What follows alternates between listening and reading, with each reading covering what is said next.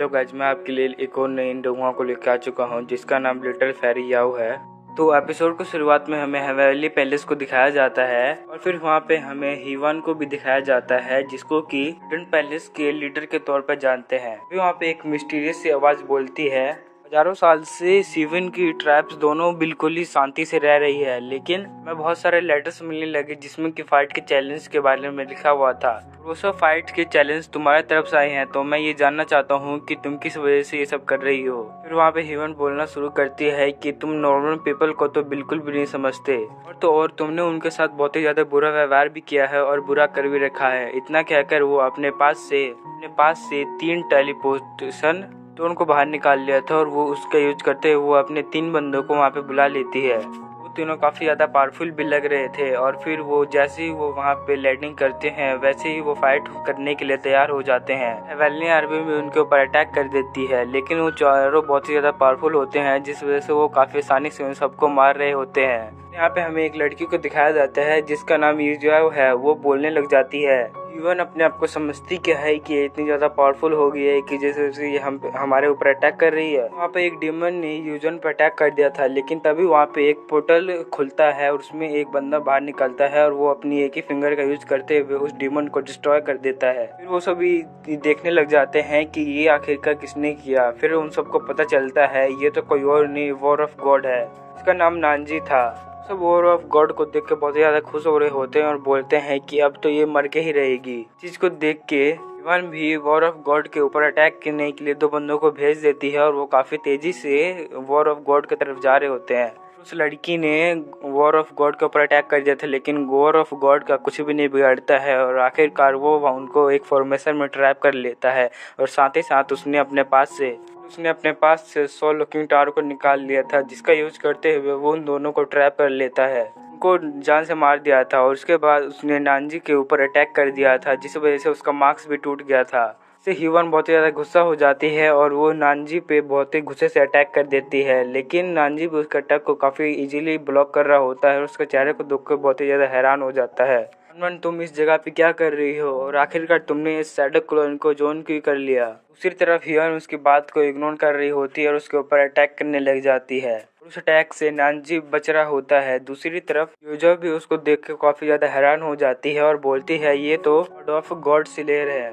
नानजी को ये तो पता ही नहीं होता कि जिससे वो फाइट कर रहा है वो उसी की बहन है। दूसरी तरफ हियन काफी ज्यादा गुस्सा हो चुकी होती है और बोलती है आज तो मेरे हाथ से कोई भी जिंदा बच के नहीं रहेगा। इतना कहकर उसने सबसे अपना पावरफुल अटैक नानजी पे कर दिया था, लेकिन उसको बचाने के लिए यूजो उसके सामने आ जाती है और वो अटैक उसको लग जाता है, जिस वजह से उसका मार्क्स भी हट गया था। और उसका चेहरा देख के तो हीवन की भी हालत काफी ज्यादा खराब हो चुकी होती है। पहले से एक वॉइस बोलता है कि हीवन तुमने बहुत ज्यादा बड़ी गलती कर चुकी है, इसीलिए वो उस पर एक बहुत ज्यादा खतरनाक अटैक कर देता है। लेकिन तभी हीवन अपनी बहन को अपनी तरफ खींच लेती है।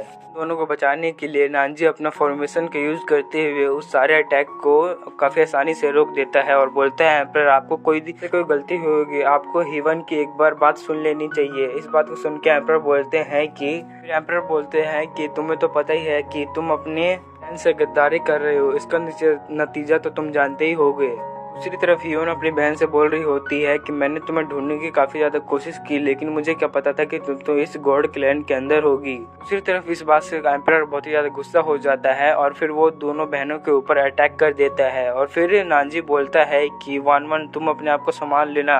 लेकिन यूजो की हालत तो काफी ज्यादा खराब होती है, जिस वजह से हीवान अपना पावर का यूज करते हुए उसके सोल को प्रोटेक्ट करने की कोशिश करती है, जिसमें कि कुछ टाइम लगने वाला था। एम्परर ने उनके ऊपर अटैक कर दिया था, लेकिन हीवन भी उस अटैक को ब्लॉक करने की कोशिश करती है, लेकिन उसका वेपन ही टूट जाता है। लेकिन वो प्रोसेस भी पूरी तरीके से पूरा हो गया था, जिस वजह से हीवन के पास उसकी बहन की सोल आ जाती है, जिस वजह से हीवन की पावर काफी ज्यादा कम हो चुकी होती है और वो नीचे गिरने लग जाती है। लेकिन नानजियान उसको पकड़ने की कोशिश करता है, लेकिन वो उसको पकड़ नहीं पाता है। लेकिन हीवन की आंख बंद हो चुकी है और नेक्स्ट सीन में हमें एक बंदी को दिखाया जाता है जो कि हीवन को हील कर रहा होता है और वो एकदम ठीक हो जाती है। और फिर हम उस पर्सन का नाम बताया जाता है जिसका नाम जीवन था, 4 गार्डियन में से एक था।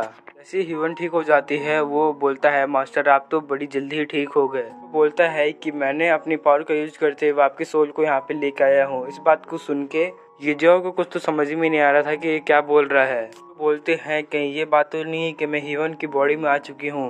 फिर वो अपने मन में सोचने लग जाती है कि ये बात इसको पता चल गई तो ये आखिर क्या करेगा मेरे साथ। तो बोलते हैं कि तुम मुझे अपना मास्टर बोल रहे हो तो तुम्हारी नेक्रोमेंसी रिचुअल में क्या कोई गड़बड़ी थी। उसकी ऐसी बात को सुन के जियोन बोलता है तो ये सब तो सारी डिसेबल की गलती है। मुझे पहले ही सोल कॉलिंग फ्लैग के बारे में बताया था लेकिन डिसेबल्स उस ट्रेजर्स को लेने में नाकाम हो गए जिस वजह से ये रिचुअल कंप्लीट नहीं हो पाई। इस वजह से आपकी सोल पूरी तरीके से रिकवर नहीं हो पाई है तो इसीलिए आप मुझे माफ़ कर दीजिए। बस मुझे आप एक और मौका दे दीजिए। इस बार आपकी उम्मीदों पर खरा जरूर से निकलूंगा। फिर उसकी बात सुन के बोलते हैं ये जो कि तुम मेरे बारे में तो ज़रूर से जानते होगे, जल्दी से बताओ तुम मेरे बारे में क्या क्या जानते हो। फिर जियोन बोलता है मास्टर आपके बारे में तो सभी लोग जानते हैं। उसके बाद जियोन बोलता है कि इन सब की शुरुआत 10,000 साल पहले हुई थी। मेरे एंसेस्टर ची मर गए थे जिस वजह से यहाँ पे सभी लोग सोचने लग गए कि यहाँ पे अगला वर्ल्ड का लीडर कौन बनेगा। इस वजह से वहाँ पे काफ़ी दिनों तक और काफ़ी सालों तक फाइट होती रही। इस बात को सुन के यूजुअन बोलते हैं कि इतनी लंबी कहानी मेरे पास सुनने का टाइम नहीं है, इस वजह से तुम शॉर्ट में सुनाओ ये सब। आप हिडन वर्ल्ड के अब नई मास्टर है जिस वजह से आपका बस एक ही मकसद है कि उन सभी गॉड्स को जान से मार डालना। इस वजह से आप हेवनली पैलेस से लड़ने के लिए चले गए थे लेकिन उस फाइट में आप काफ़ी ज़्यादा घायल हो गई जिस वजह से मुझे इस सोल जेट का इस्तेमाल करना पड़ा। इस वजह से आपकी सोल यहाँ पे आ पाई है। और उसकी बात सुन के तो उसको भी समझ में आने लग जाता है कि सोल जेट के वजह से ही मेरी सोल इस हीवान के अंदर आ पाई। लेकिन तभी वहाँ पे जियोन उसके पास में आ जाता है और फिर उसके बॉडी के कंडीशन को देख के बोलता है कि मास्टर आपकी सोल की पावर बस 10% ही रिकवर हुई है, जल्दी से जल्दी आपको सोल को रिकवर करना पड़ेगा। फिर नेक्स्ट सीन में हमें यूजा को एक नदी में देखते हैं जिसमें कि बैठ के वो अपनी सोल को रिकवर कर रही होती है। वो वहाँ पे बैठ के सोचने लग जाती है कि वो हिडन लॉर्ड की शक्ल मेरे से इतनी ज़्यादा मैच क्यों करती थी और आखिरकार वो मुझे अपनी बहन क्यों बोल रही थी।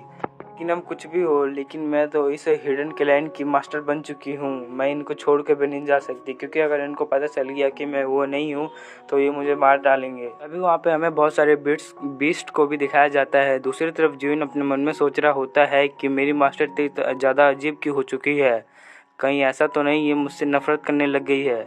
यूजर के अंदर से काफ़ी ज़्यादा एनर्जी बाहर निकलने लग जाती है जिस वजह से वहाँ पे बहुत सारे बीट्स नानजी को भी ये सारी खबर हो चुकी थी जिस वजह से हुईवान के लिए निकल जाता है और बीस्ट भी उनके ऊपर अटैक करने के लिए तैयार हो जाते हैं। उसके बाद जियोन भी उन सबसे फाइट करने के लिए तैयार हो जाता है और उनको बारी बारी मारने लग जाता है लेकिन जियोन से बच के 2 मॉन्स्टर हिवन के पास आ जाते हैं और वो यूजुआ के ऊपर अटैक करने की कोशिश कर पाते हैं लेकिन जियोन भी उससे बहुत ज़्यादा परेशान हो चुका था। लेकिन यूजुआ की बॉडी से एक काफ़ी ज़्यादा खतरनाक वेव निकलती है जिससे कि वो दोनों मॉन्स्टर मर जाते हैं। फिर वो बोलता है मास्टर आपकी सोल बॉडी काफ़ी ज़्यादा रिकवर हो रही है और फिर वो उसकी बॉडी को भी देख लेता है जिस वजह से उसकी नाक से खून निकलने लग जाता है। मुझे आपको ऐसे देखने की कोई भी इंटेंशन नहीं था जिस वजह से मास्टर आप मुझे माफ़ कर दीजिएगा। वापस से वो पलट के यूजा को देखने की कोशिश करता है लेकिन यूजा उसको एक स्पिरिट बॉल से मारती है जिस वजह से वो काफ़ी ज़्यादा दूर जाके गिर जाता है। वहाँ पे नानजी भी आने लग जाता है जिस वजह से यूजिया उससे काफ़ी ज़्यादा परेशान हो जाती है और वो काफ़ी तेज़ी से वहाँ से भागने लग जाती है।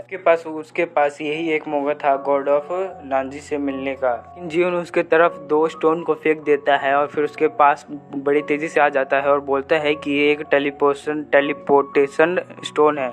काफ़ी तेज़ी से वहाँ से टेलीपोर्ट हो जाते हैं। उनके टेलीपोर्ट होते ही फिर हमें यूजर को दिखाया जाता है। फिर वो बोलती है कि इतनी अच्छी चिट्ठी उससे मिलने के लिए मिस कर दी, इस गधा है ये तो 1 नंबर का। उसके बाद जियोन बोलता है कि मास्टर आपकी सोल बॉडी तो काफ़ी ज़्यादा रिकवर हो गई है लेकिन आपकी पावर अभी रिकवर नहीं हुई है जिस वजह से आप फाइट नहीं कर सकते हो, इसीलिए आपको थोड़ा सा इंतज़ार करना पड़ेगा और जो भी टाइम बचा है उसका यूज़ करते हुए हम अपने तीनों गार्ड को ढूंढ लेते हैं। अगर वो तीनों हमें मिल गए तो उन तीनों का यूज़ करते हुए हम आपकी पावर को रिकवर करने का कोई ना कोई तरीका तो ढूंढ ही लेंगे। इस बात को सुन के जो अपने मन में सोच रही होती है कि अगर मैंने हेवनली पैलेस के तरफ कोई हमला करने की कोशिश की तो वो हमें जिंदा तो छोड़ेंगे नहीं। तो अगर मैं इनके बारे में उन सभी को बता दूं लेकिन वो मुझे पहचाने ही नहीं और वो मुझे ही मार दे तो, और वो ये सब अपने मन में सोच रही होती है। लेकिन जियोन तो अपने दोस्त को ढूंढ रहा होता है जिसका नाम यानन है और वो बोलता है कि आखिरकार वो यहाँ से चली कहाँ गई, तो मुझे उसको खुद ही बुलाना पड़ेगा। इतना कहकर उसने वहाँ पे एक बेल था उसके ऊपर अटैक कर दिया था जिस वजह से उसके अंदर से बहुत ज़्यादा स्पिरिट निकलने लग जाती है और वो काफ़ी तेज़ी से उन दोनों को अपने चारों तरफ घेर लेती है। उसके बाद यूजुआ बोलती है कि तुम इन्हीं के बारे में बात कर रहे थे क्या? फिर जियोन बोलता है नहीं मास्टर, मैं तो लानियान की बात कर रहा हूँ जो कि काफ़ी ज़्यादा क्यूट है। और जो उसको देखता है वो उसके प्यार में ही पड़ जाता है। ये तो बस उनके छोटे से पेट्स है। फिर जीवन उनको बड़े आसानी से हारा देता है और जब वो हार जाते हैं तो वो एक क्यूट से पेट में बदल जाते हैं। फिर जीवन उनके पास में चला जाता है और जीवन की शक्ल देख के वो चारों 6 एनिमल बहुत ही ज्यादा डर जाते हैं, जिस वजह से वो वहाँ से तुरंत ही भाग जाते हैं। सभी एनिमल को देख के जीवन सोच रही होती है कि काश मुझे भी एक ऐसा मौका मिला होता है जीवन से पीछे छुड़ाने के लिए। फिर जीवन अपने मास्टर से बोलता है, आपको मास्टर यहाँ पे डरने की जरूरत नहीं हूँ, मैं यहाँ पे हूँ ना। फिर तभी वहाँ पे एक कुंफू पांडा आ जाता है। जीवन और उसके मास्टर पे अटैक कर रहे थे, लेकिन उन्होंने बड़े आसानी से उसका अटैक कर डॉज कर लिया था। उस पांडा को देख के जो बोल रही होती है, अच्छा ये है अन्यान। उसकी बात सुन के तो वो कुंफू पांडा भी बहुत ही ज्यादा हैरान होता है। उसके बाद जीवन बोलता है, मास्टर आप ये क्या बोल रही हो, ये तो उसका पेट है। उसकी बात सुन के वो पांडा बहुत ही ज्यादा गुस्सा हो जाता है और वो जीवन पर अटैक करने लग जाता है, लेकिन जीवन उसके सारे अटैक को बड़े आसानी से ब्लॉक कर रहा होता है और उससे मजे ले रहा होता है। हवा का पत्ता नीचे आने लग जाता है, जिस पर यूजिया भी ऊपर देखती है। फिर उसे पता चलता है कि ऊपर से एक लड़की नीचे उतर रही होती है जिसका नाम। फिर वो नीचे आने लग जाती है और वो गुस्से में बोलती है, किसकी हिम्मत होगी जिसने मेरे बॉयफ्रेंड पर अटैक कर दिया। लालियान यूजिया को जिंदा देखती है तो वो काफी ज्यादा हैरान हो जाती है और उसके पास में आ जाती है। आखिरकार हमारी बॉस वापस से आ गई, लेकिन इनका स्टाइल तो काफी ज्यादा चेंज लग रहा है। और फिर इतना कहते ही वो अपनी पावर का यूज करने लग जाती है। और फिर जब वो अपनी पावर का पूरा यूज कर लेती है तब उसे पता चलता है कि सोल सी के अंदर एक नहीं, दो नहीं, पूरे के पूरे 3 बॉडी होती है, सोल बॉडी। उसके बाद जीवन से बोलती है, आखिरकार तुमने कौन सी गलती कर दी कि मास्टर की बॉडी में 3 सोल है। जीवन बोलता है कि मेरी मास्टर वापस तो आ गई, लेकिन उनकी मेमोरी वापस नहीं आ पाई। मेमोरी लॉस होने से इससे मुझे कोई दिक्कत नहीं है, लेकिन उनकी पावर तो होनी ही चाहिए। इस बात को सुन के जीवन बोलता है कि अफसोस, ये तो मेन दिक्कत है, उनकी मेमोरी लॉस के साथ साथ उनकी पावर भी कम हो चुकी है। ऐसी बात सुन के लानियान तो वहाँ से तुरंत ही गायब हो जाती है और फिर वो अपने डीमन पांडा को भी अपने पास में बुला लेती है। इस चीज को देख के जीवन उसके पास में चला जाता है और बोलता है कि तुम आखिरकार यहाँ से कहाँ जा रही हो, यहाँ पे क्या करूँगी, इतनी कमजोर मास्टर जो कि मुझसे भी कमजोर है, इनका क्या करूँगी। इस बात को सुन के जीवन बोलता है कि हमारी मास्टर की पूरी पावर रिकवर होने के लिए 300 साल का समय चाहिए। इसके बाद ये सबसे ज्यादा पावरफुल इस रेलम की पर्सन बन जाएंगी। लेकिन लानियान उसकी बात को बिल्कुल ही इग्नोर कर देती है और वो अपने मास्टर को छोड़ कर वहाँ से चली जाती है। तो वहाँ से जाने लग जाती है। इस चीज को देख के जून बहुत ही ज्यादा गुस्सा हो जाता है और वो अपने पास से एक डैगर को भी बाहर निकाल लेता है। फिर उससे बोलता है, सच में तुम्हें मेरी मास्टर की कोई भी जरूरत नहीं है। इस बात को सुन के लानियान भी बहुत ज्यादा गुस्सा हो जाती है और फिर वो भी अपना वेपन लेके उसको अटैक कर देती है और बोलती है, कमजोर मास्टर मेरे फादर को क्या ढूंढेंगी। ऐसी बात सुन के तो जो भी काफी ज्यादा हैरान होती है। जीवन बोलता है कि एक बार बस हमारे मास्टर की पावर वापस से रिगेन हो जाए, उसके बाद तो तुम्हारे फादर का पता आराम से लगा लेगी हमारी मास्टर। फिर लालिन बोलती है कि ऐसी बेकार बात तुम मुझसे करोगे नहीं, तो मुझे ही पता है कि हमारी मास्टर की पावर लाने के लिए ज़्यादा हमें परेशानी होगी और काफ़ी ज़्यादा मुश्किल काम है। उसके बाद जो उसके पास में आ जाती है और उससे पूछते है कि क्या तुम्हारे पास कोई तरीका है जिससे मैं अपनी पावर को वापस से रिगेन कर पाऊँ। वो बोलती है कि हमें नानजी का 100 लुकिंग टावर को चुराना होगा। ट्रेजर तुम्हारे पावर को वापस से रिगेन करने में मदद कर सकता है, लेकिन हम वो ट्रेजर नहीं चुरा पाए तो उसके लिए हमें मार्च तक का इंतजार करना पड़ेगा। मार्च में साइन लेक की पावर काफ़ी ज़्यादा बढ़ जाती है और उसमें तुम डुबकी लगा लोगे तो तुम्हारे पावर काफ़ी ज़्यादा रिगेन हो सकती है। उसकी ऐसी बात सुन के यूजर काफ़ी ज़्यादा हैरान होती है और बोलते हैं कि सच में ऐसा हो सकता है। उसकी ऐसी बात सुन के वो तीनों बोलते हैं हाँ सच में। उसके बाद लानियन बोलती है जीवन से कि अगर तुम अपने मास्टर के साथ फाइट करते रहो तो अपनी मास्टर के पावर तुम जल्दी से जल्दी बढ़ा सकते हो। उसके बाद जीवन अपना लीड आउट कर देता है और बोलता है कि मास्टर मैं आपके लिए मरने के लिए भी तैयार हूँ। उसकी ऐसी नौटंकी को देख के लानियन भी काफ़ी ज़्यादा परेशान हो जाती है। उसके बाद उसको एक आइडिया आता है और फिर वो एक अपनी पावर का यूज करते हुए एक फॉर्मेशन को एक्टिवेट कर लेती है। उसकी मदद से उसने एक बीस्ट को भी वहाँ पे समन कर लिया था। फिर वो उसको बीस्ट को अपने मास्टर के पास लेके आके बोलती है कि अगर आप ये खा लोगे तो आपकी पावर काफ़ी हद तक बढ़ जाएगी और आप काफ़ी आसानी से फाइट भी कर पाओगी। मैं इस बेबी के कारण ही इतने सारे कमाल के मॉन्स्टर को पकड़ पाती हूँ और इसमें से काफ़ी ज़्यादा अच्छी खुशबू भी आ रही है। बस आप इसको खा के देखिए, ये काफ़ी ज़्यादा कमाल का है। लेकिन फिर जिन्होंने इस स्पिरिट को देख के बोलती है इसमें तो काफ़ी ज़्यादा बदबू आ रही है।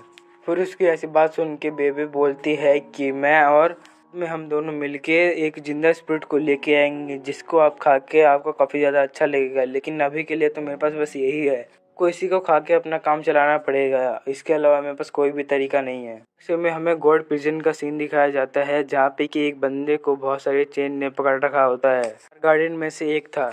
नेक्स्ट में हमें लानियन का सीन दिखाया जाता है जहाँ पे कि वो बीस्ट लानियन को काफ़ी गंदी नज़रों से देख रहा होता है, जिससे कि जीवन को काफ़ी ज़्यादा अजीब लग रहा होता है। लेकिन तभी वहाँ पे एक बंदा आ जाता है और उस बीस्ट को मार देता है। ये वही पर्सन है जो कि प्रिजन में कैद था और उसके अंदर से काफ़ी ज़्यादा किलिंग इंटेंट बाहर निकल रहा होता है। उस पर्सन ने आते ही बेबिक पे काफ़ी तेज़ी से अटैक कर दिया था, लेकिन लालियन ने उसके अटैक को अम्ब्रेला की मदद से काफ़ी ज़्यादा बच जाती है। जीवन भी वहाँ पे खड़ा हुआ था और फिर वो बोलता है कि सीनियर यांग तो वापस से काफ़ी ज़्यादा पागल हो चुके हैं। इसका नाम सुन के, पर्सन का नाम सुन के यूजर को कुछ याद आता है। इसका नाम तो सुन जियांसू है। ये तो हजारों साल पहले गायब हो गया था, मुझे क्या पता था कि ये इधर पे है। जीवन और जियांसू के बीच में फाइट हो रही होती है और जीवन उससे काफ़ी ज़्यादा हार रहा होता है। लेकिन तभी वहाँ पे भी काफ़ी ज़्यादा परेशान हो जाती है और वो अपने अम्ब्रेला का यूज़ करते हुए वहाँ पे दो मैंने स्पिरिट को समन कर लेती है। जियांसू के सामने ये तो बहुत ही आसान काम था और वो काफ़ी आसानी से उस स्पिरिट को मार देता है, लेकिन बेबिट उसको पीछे से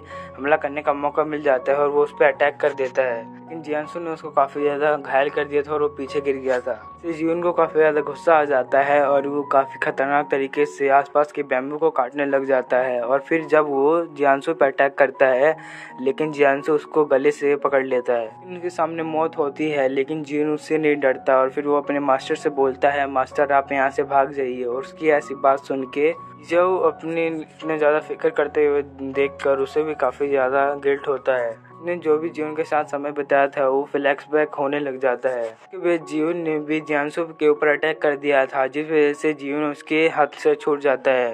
पास से जियांसू काफ़ी ज़्यादा गुस्सा हो जाता है और फिर यूजिया पे वो अटैक करने लग जाता है, लेकिन यूजिया तो बस उसके अटैक को डॉज ही कर पा रही थी।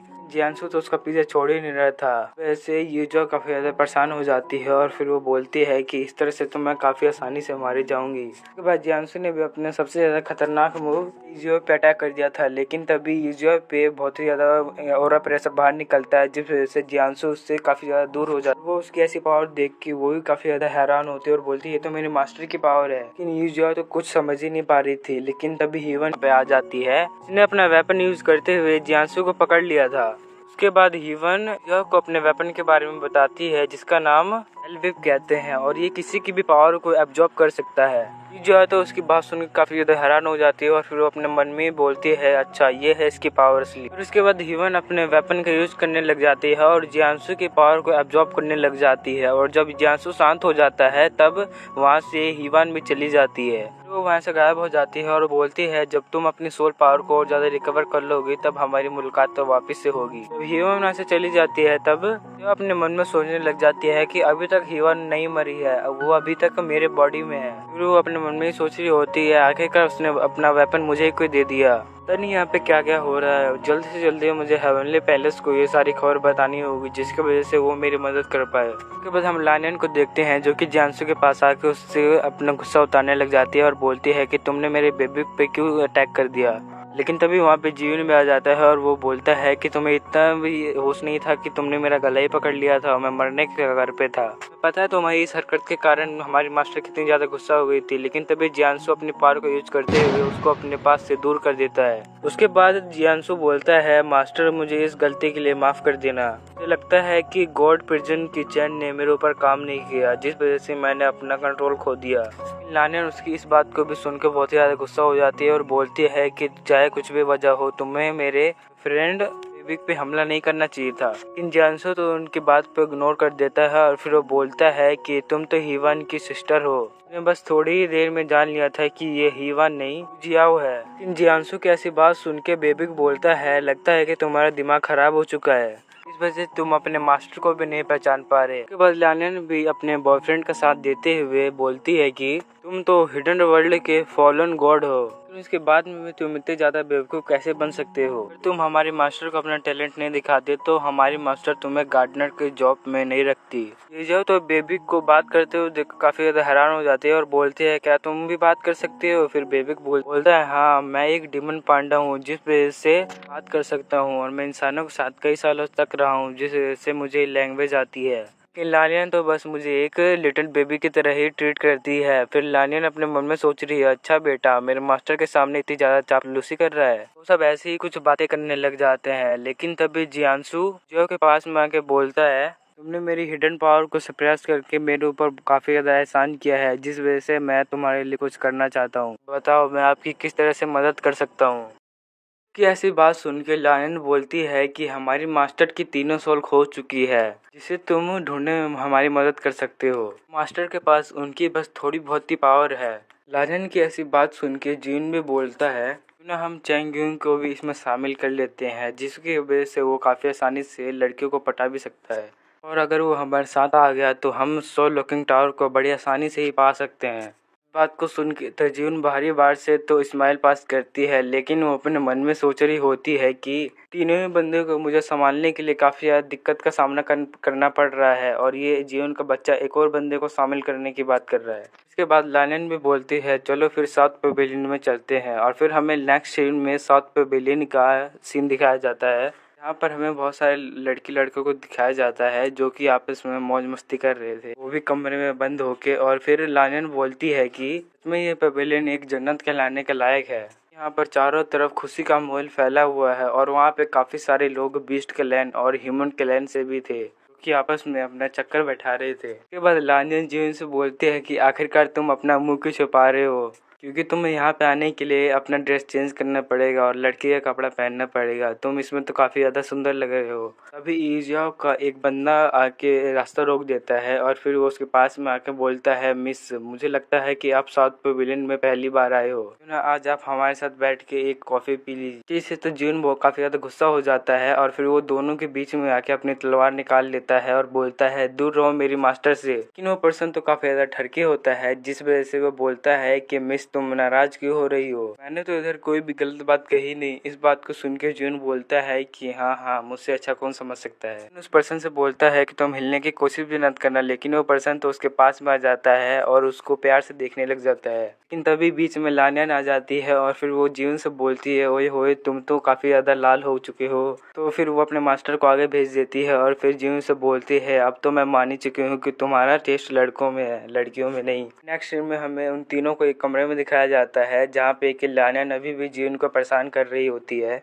फिर यूजा उनको काफ़ी गुस्से में दोनों को शांत करा देती है, और फिर वो तीनों एक साथ एक टेबल पे जाके बैठ जाते हैं। और फिर लालियन कहती है कि मैं एक बार जियांसु को भी एक लड़की के कपड़े में देखना चाहती हूँ। ये सब वो अपने मन में सोच रही होती है कि तभी वहाँ पे बेबिक भी लड़की के कपड़े में भागते हुए यहाँ पे आ जाता है और एक टेबल पे जाके बैठ जाता है। बेबिक लानियन से बोलता है, आखिरकार मैंने तुम्हें ढूंढ लिया। फिर लानियन उसका फेवरेट फूड वहाँ पे रख देती है, जिसको देखते ही वो उस फूड पे टूट पड़ता है और उसको काफ़ी तेज़ी से खाने लग जाता है। पर लानियन उसको खाते हुए देखते हुए बोलती है, मैं तो इसकी इसी क्यूटनेस पे फिदा हूँ। उसके बाद बेबिक उन सभी को बोलता है कि यहाँ पे एक पेविलियन में फाइट होने वाली है। मैंने लालू से बात की थी, जो बोल रहा थी कि मैं इस कंपटीशन में फर्स्ट पोजीशन लेके ही आऊँगा, हमारी हेल्प भी करेगा, लेकिन पता नहीं उस गधे को कितना ज़्यादा टाइम लगेगा। फिर उसकी बात सुन के लानियन काफ़ी ज़्यादा हंसने लग जाती है और बोलती है कि बेबिक तुम्हें इतना जल्दी गुस्सा नहीं करना चाहिए। साउथ पेविलियन में आए हैं तो हमें यहाँ पे अपना शो एंजॉय करना चाहिए बस। और यहाँ पे लालू तो काफ़ी ज़्यादा फेमस भी है, और उसकी फाइट देखने के लिए तो सब बेताब हो रहे होंगे, इसलिए तो सभी उसको पसंद करते हैं। वो सब ऐसी बकवास भरी बातें कर ही रहे होते हैं कि हमें नेक्स्ट सीन में एक बंदे को दिखाया जाता है, अपने मार्शल आर्ट की प्रैक्टिस कर रहा था, और साथ ही साथ वो एक जंप लगा के यूजा के कमरे के बाहर ही आ जाता है। जो भी उस बंदे को देख रही होती है, और उस बंदे को ये पता चलता है कि ये मुझे देख रही है। इस चीज़ को देखते ही वो वहाँ से चला जाता है, लेकिन इस चीज़ को लानियन देख लेती है और वो बोलती है, मास्टर आपको ये कैसा लग रहा है ये बंदा। और यूजा का ये तो कहना ही था कि मेरे को वो बंदा काफ़ी ज़्यादा पसंद आया। इस बात को सुनते ही बेबिक और जीवन उसको लाने के लिए तैयार भी हो जाते हैं, लेकिन वो अभी यहाँ तक इसीलिए रुके थे कि जिससे कि वो उनकी मास्टर उनको ऑर्डर दे। लेकिन यूजिया तो अपने मन में सोच रही होती कि कैसे ये बंदे हैं, इसी अपने मास्टर के लिए उस बंदे को भी चोरी करने के लिए तैयार हो चुके हैं। लेकिन यूजिया तो अपने इमोशन को कंट्रोल करते हुए उनसे बोलती है कि तुम्हें उसके पीछे जाने की कोई भी जरूरत नहीं है, मुझे अभी इस मामले में पढ़ना नहीं है। और फिर वो उनसे बोलती है कि पहले मुझे अपने तीनों सोल को रिकवर करना है। बात को सुन के लानियन बोलती है कि मास्टर सच में आप काफ़ी ज़्यादा कमाल हो। लेकिन उसका बस ये सब कहना ही था कि तभी बाहर से फैदर उड़ के आने लग जाते हैं। मोर के पंख को देख के बेबिक बोलता है, तो लालू के पंख है, इसको दूसरे नाम से चैंगू बोलते हैं। और ये जब सभी लोगों के सामने आता है और जब भी सब लड़की उसे देखती है तो सभी उसके दीवानी हो जाती है। और फिर इसके बारे में बताया जाता है कि साउथ पवेलियन का ओनर होने के साथ साथ एक डीमन भी था। और उसके बाद वो यूजाओ के पास में आ जाता है और वो बोलता है मैं हीवन को अपने पवेलियन में वेलकम करता हूँ। तो गाइज आप सभी कंफ्यूज मत होइएगा कि गॉड और डीमन लॉर्ड भी दोनों हीवानी है।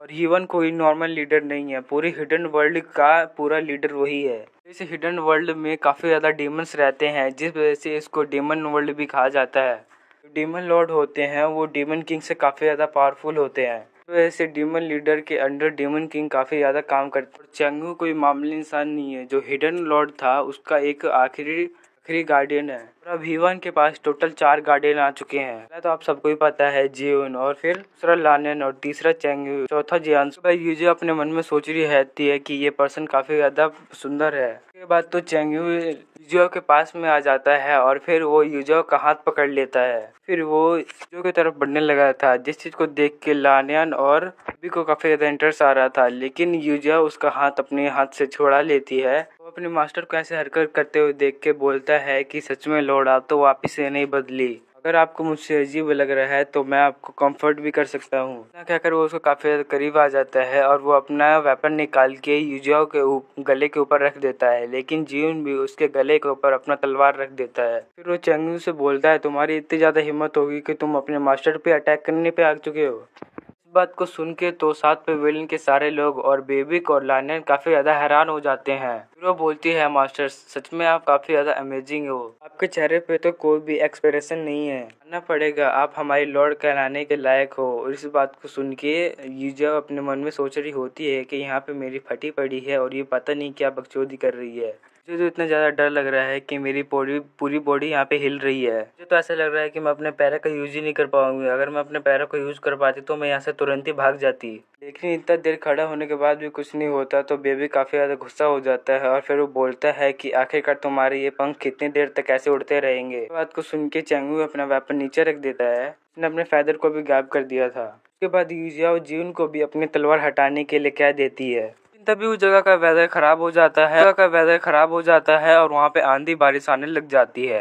वहाँ पे चैंगू कहता है कि सच में ये तो काफी ज्यादा अजीब है, नानजी इधर कर क्या रहा है और इसकी हिम्मत कैसे हुई मेरे पवेलियन में एंट्री करने की। तो अब मुझे पता चला कि ये यांजू का बच्चा छुप क्यों रहा है, क्योंकि वो अपने पुराने दोस्त से नहीं मिलना चाहता है। जीवन बोलता है कब से वो हमें मिलने से मना कर रहा था और वो तब से हमारा पीछा कर रहा है, उसको ऐसा क्या हो गया है कि अचानक से यहाँ पे आ गया।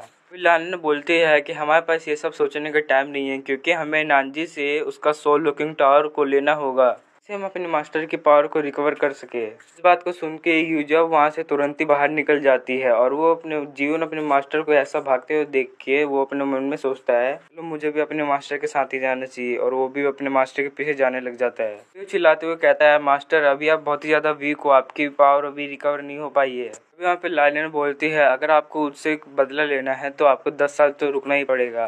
फिर वो सभी लोग काफी तेजी से नानजी की तरफ जाने लग जाते हैं। नेक्स्ट सीन में हमें एक डीमन को दिखाया जाता है जो कि एक बंदे से टकरा जाता है, जिससे कि वो इंसान काफी ज्यादा गुस्सा हो जाता है और उस डीमन पे चिल्लाने लग जाता है। और वो डीमन जैसे ही गिरने वाला था लेकिन तभी नानजी ने अपने पावर का यूज करते हुए उसको नीचे गिरने से बचा दिया था। जानसू तो वहाँ से हिलता भी नहीं है लेकिन आ जाती है और उससे पूछती है कि तुम चल क्यों नहीं रहे हमारे साथ। बात तो सुनकर जीवन बोलता है कि मुझे पता है कि इस जगह पे नानजी यहाँ पे है, की वजह से मैं इधर से नहीं जाऊंगा। इस बात को सुनकर जीवन बोलता है कि तुम हमारे साथ तो चलो। इस बात को सुन के नानजी बोलता है कि मेरा काम मास्टर की तीनों सोल को रिकवर करना है, ना कि किसी बंदे का पीछा करना। और उसकी ऐसी बातें सुन के तो बेबिक और तीनों गार्डियन काफी ज्यादा शौक हो चुके थे। दूसरी तरफ तो यूजा काफी ज्यादा खुश लग रही थी। फिर उसके बाद वो अपने मन में बोलती है कि जियांसु थैंक्स, उसी की वजह से उनका ध्यान भटका था। तभी वहाँ पे हम नानजी को देखते हैं जो कि काफी आराम से आ रहा होता है।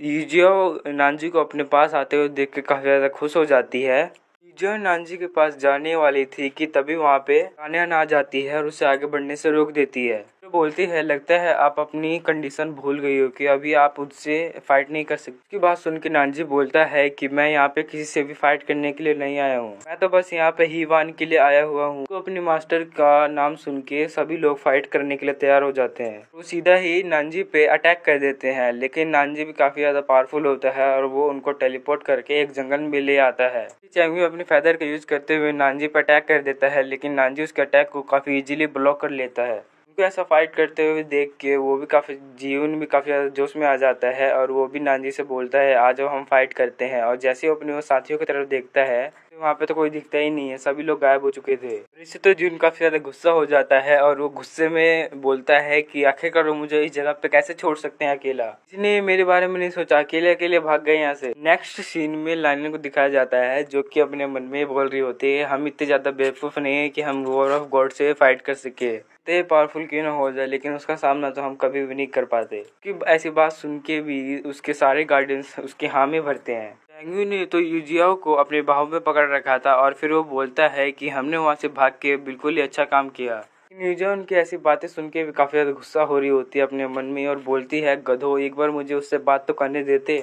वहाँ पे काफी ज्यादा वो हिलने भी लग जाती है और फिर ये बोलता है मास्टर अब ज्यादा हिले न, तो बस थोड़ी देर में हम पहुंच ही जाएंगे, वैसे भी हम जीवन की कुर्बानी को भूल नहीं सकते हैं। सीन में हमें नानजी और जीवन का सीन दिखाया जाता है, जिसके बाद नानजी वहाँ से तुरंत ही उससे फाइट करे बिना वहाँ से जाने लग जाता है। लेकिन जीवन काफी ज्यादा गुस्सा हो जाता है और वो नानजी पर अटैक कर देता है, लेकिन नानजी उसके अटैक को काफी इजीली ब्लॉक कर लेता है। जीवन नानजी पे अपने डैगर से अटैक करता है, लेकिन नानजी उसे 2 उंगली से रोक लेता है और उसे पीछे फेंक देता है। उसके बाद नानजी जीवन के ऊपर अटैक कर देता है, जिससे कि जीवन काफी आसानी से डॉज कर लेता है। नानजी वहाँ पे काफी ज्यादा तलवारों को स्पेशल एनर्जी से बना देता है और फिर वो जीवन के ऊपर अटैक कर देता है, लेकिन जीवन भी उसके अटैक को काफी इजीली डिस्ट्रॉय कर देता है, जिससे कि नानजी भी काफी ज्यादा इम्प्रेस हो गया था जीवन से। लेकिन नानजी वापस अपने स्वॉर्ड को समन करता है और जीवन पर अटैक कर देता है। उस अटैक से बचने के लिए जीवन वहाँ से भागने लग जाता है और नेक्स्ट सीन में हमें लानिन को दिखाया जाता है जो कि वहाँ एक जगह पे जाके बैठ जाती है और बोलती है ये जगह सबसे खतरनाक मानी जाती है, इसलिए यहाँ पे किसी के भी आने की हिम्मत नहीं होगी। वहाँ पे सभी लोग आ जाते हैं और यूजियाओ को जैसे ही उतारता है वैसे ही यूजियाओ को काफी ज्यादा चक्कर आने लग जाते हैं और उसका उल्टी उल्टी मन होने लग जाता है। वहाँ पे ये बेहोश होकर गिरने भी वाली थी, लेकिन तभी ने यूजियाओ का हाथ पकड़ लिया था और उसको अपने बाहों में खींच लिया था और फिर उससे बोलता है लगता है मास्टर आपको कंफर्टेबल फील हो रहा है, लेकिन मैं अपने तरीके का यूज करते हुए मैं आपको शांत कर सकता हूँ, आपको कोई मदद चाहिए। इस बात को है कि क्या कहना चाहता है और वो उससे दूर हट जाती है, बोलती है कि मुझे इस चीज़ की कोई भी जरूरत नहीं है। अभी लानिन वहाँ पे रोने लग जाती है और फिर वो बोलती है मैंने जीवन के जैसा गार्डियन कभी भी नहीं देखा, तो अपने मास्टर के लिए काफ़ी ज़्यादा लॉयल था, ने अपनी जान की बाजी लगा के अपने मास्टर की जान बचाई है। इसलिए मैं यहाँ पे सभी से बोल रही हूँ कि आप भी जीवन को श्रद्धांजलि दे। सभी चीजों को देख के लानिन काफी ज्यादा परेशान हो चुकी होती है और लेकिन दूसरी तरफ लानिन वहाँ पे कहने लग जाती है कि यहाँ पर मुझे कौन बुली करेगा, वो वही तो था जो मुझे बुली करता था। तभी जीवन बोलता है जीवन तो मुझसे बड़ा गधा था, से कम उसे हमारे साथ भाग के तो आ जाना चाहिए था। अभी जियांसु जीवन के टेम्पलेट के पास आ जाता है और वो बोलता है कि मेरे पास तुम्हारे चढ़ावे के लिए कुछ ज्यादा तो नहीं, इसीलिए मैं यहाँ पे अपना पैसा तुम्हें चढ़ा रहा हूँ। इस चीज को देखते ही बेबी भी अपने प्यारे से फूड को जीवन को समर्पित कर देता है। ऐसा करते हुए देख के लानिन बोलती है कि ये सारी गलती अरे नानजी की है, अगर वो मुझे दोबारा दिखा तो मैं उसे जिंदा नहीं छोड़ूंगी। कुछ ही समय पहले जिसे डर के यहाँ से भाग के आई हुई, ये इतनी बड़ी बड़ी बातें कर रही है। ऐसी बातें सुन के तभी वहाँ पे नानजी आ जाता है और फिर वो बोलता है कि तुम जो अभी कुछ देर पहले बोल रही थी वो यहाँ पे आके कर सकती हो। वो उनके कमरे में भी आ जाता है और यूजियाओ उसे जैसे ही देखती है उसके मन में लड्डू फूटने लग जाते हैं। अपने मन में ही बोल रही होती है गॉड ऑफ वॉर तो काफी ज्यादा हैंडसम है, कि लानिन तो काफी ज्यादा गुस्सा हो जाती है और वो अपने वेपन को निकाल के उससे बोलती है तुम सबसे बड़े कुत्ते हो, इसकी वजह से तुम्हें हमारी इतनी आसानी से लोकेशन मिल गई। तो यहाँ पर ऐसा बात कह रही थी कि तभी वहाँ पे गेट खोल कर जीवन आ जाता है। वो बोलता है इसको लेके आने वाला मैं हूँ। बेबी गुस्से गुस्से में बोलता है तुम पागल हो चुके हो क्या। तभी जीवन बोलता है तो आखिरकार मैं यहाँ पे करता भी क्या। वो यूजियो के पास में आ जाता है, उसके सामने झुक के बोलता है कि मैं यहाँ पे नानजी को इसीलिए लाया हूँ क्योंकि वो आपकी मदद करने के लिए तैयार हो चुका है। अभी वहाँ पे नानजी भी वहाँ पे बोलने लग जाता है और बोलता है कि मैं तुम्हारी हिवन की मदद करने के लिए तैयार हूँ, लेकिन मुझे उसके लिए हिवन से थोड़ी देर के लिए बात करनी है। कि ऐसी बातें सुन के यूजो के मन में लड्डू फूटने लग जाता है और वो बोलती है कि इसका मतलब बस ये मेरे लिए आया है इधर।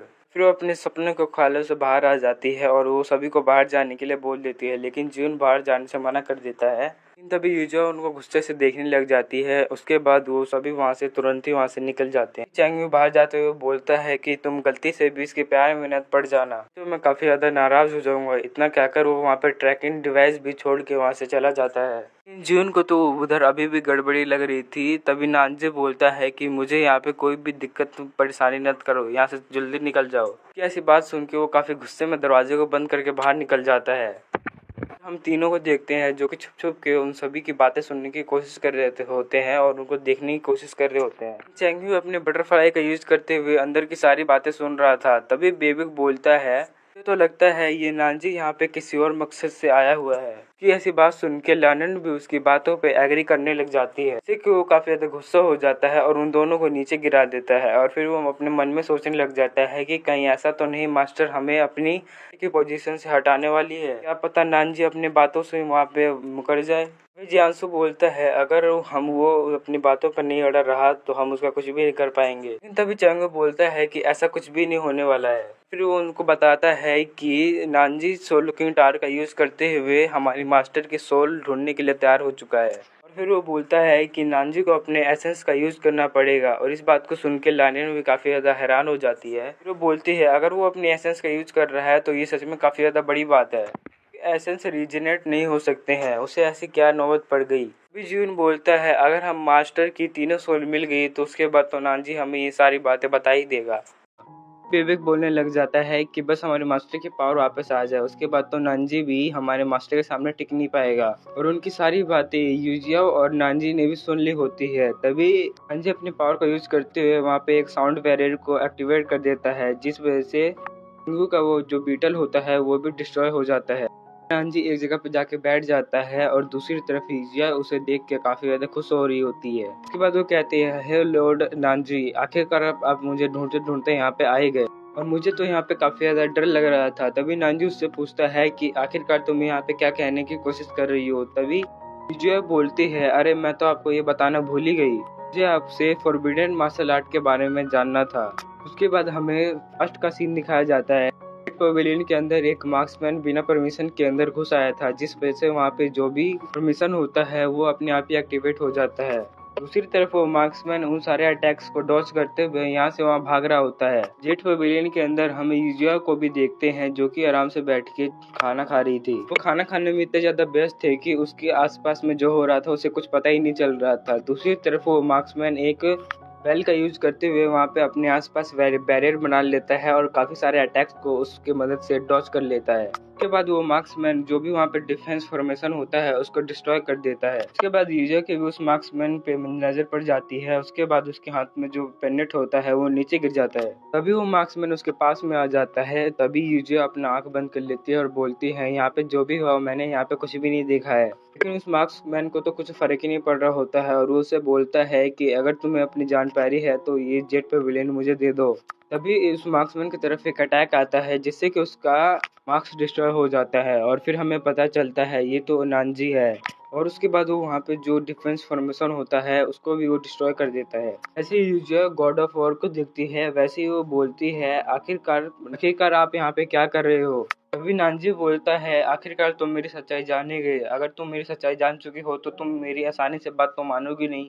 लेकिन यूजिया तो उसका उल्टा ही करती है। फिर वो बोलती है आखिरकार मैं ये सब क्यों करूंगी, कि मुझे पता है क्योंकि आप यहाँ पे जेट पवेलियन के लिए काफी ज्यादा क्यूरियस है। इसका इतना बोल के वो वहाँ पे एक फ्लावर का यूज करते हुए नानजी के अंदर कोई एनर्जी डालती है और उसके बाद वो बोलती है इस जेट पवेलियन में जो भी डिफेंस बैरियर है वो आपको कोई भी अटैक नहीं करेंगे और आप इस जेट पवेलियन में कभी भी आ जा सकते हैं। मुझे पता है कि आप उसी जेट के लिए आए हुए हैं। अभी नानजी उससे बोलता है कि तुम्हें आखिरकार कैसे पता चला कि मैं उसी जेट के लिए तुम्हारे पास आया हूँ। उसके बाद यूजिया उसकी बात सुन के बोलती है आपको इतना चौंकने की जरूरत नहीं है क्योंकि इस जेट के बारे में सबको पता है। आपको तो पता ही है कि ये जेट काफी ज्यादा पावरफुल है और इस जेट का यूज करते हुए आप किसी के भी एसेंस को रीजनरेट कर सकते हैं।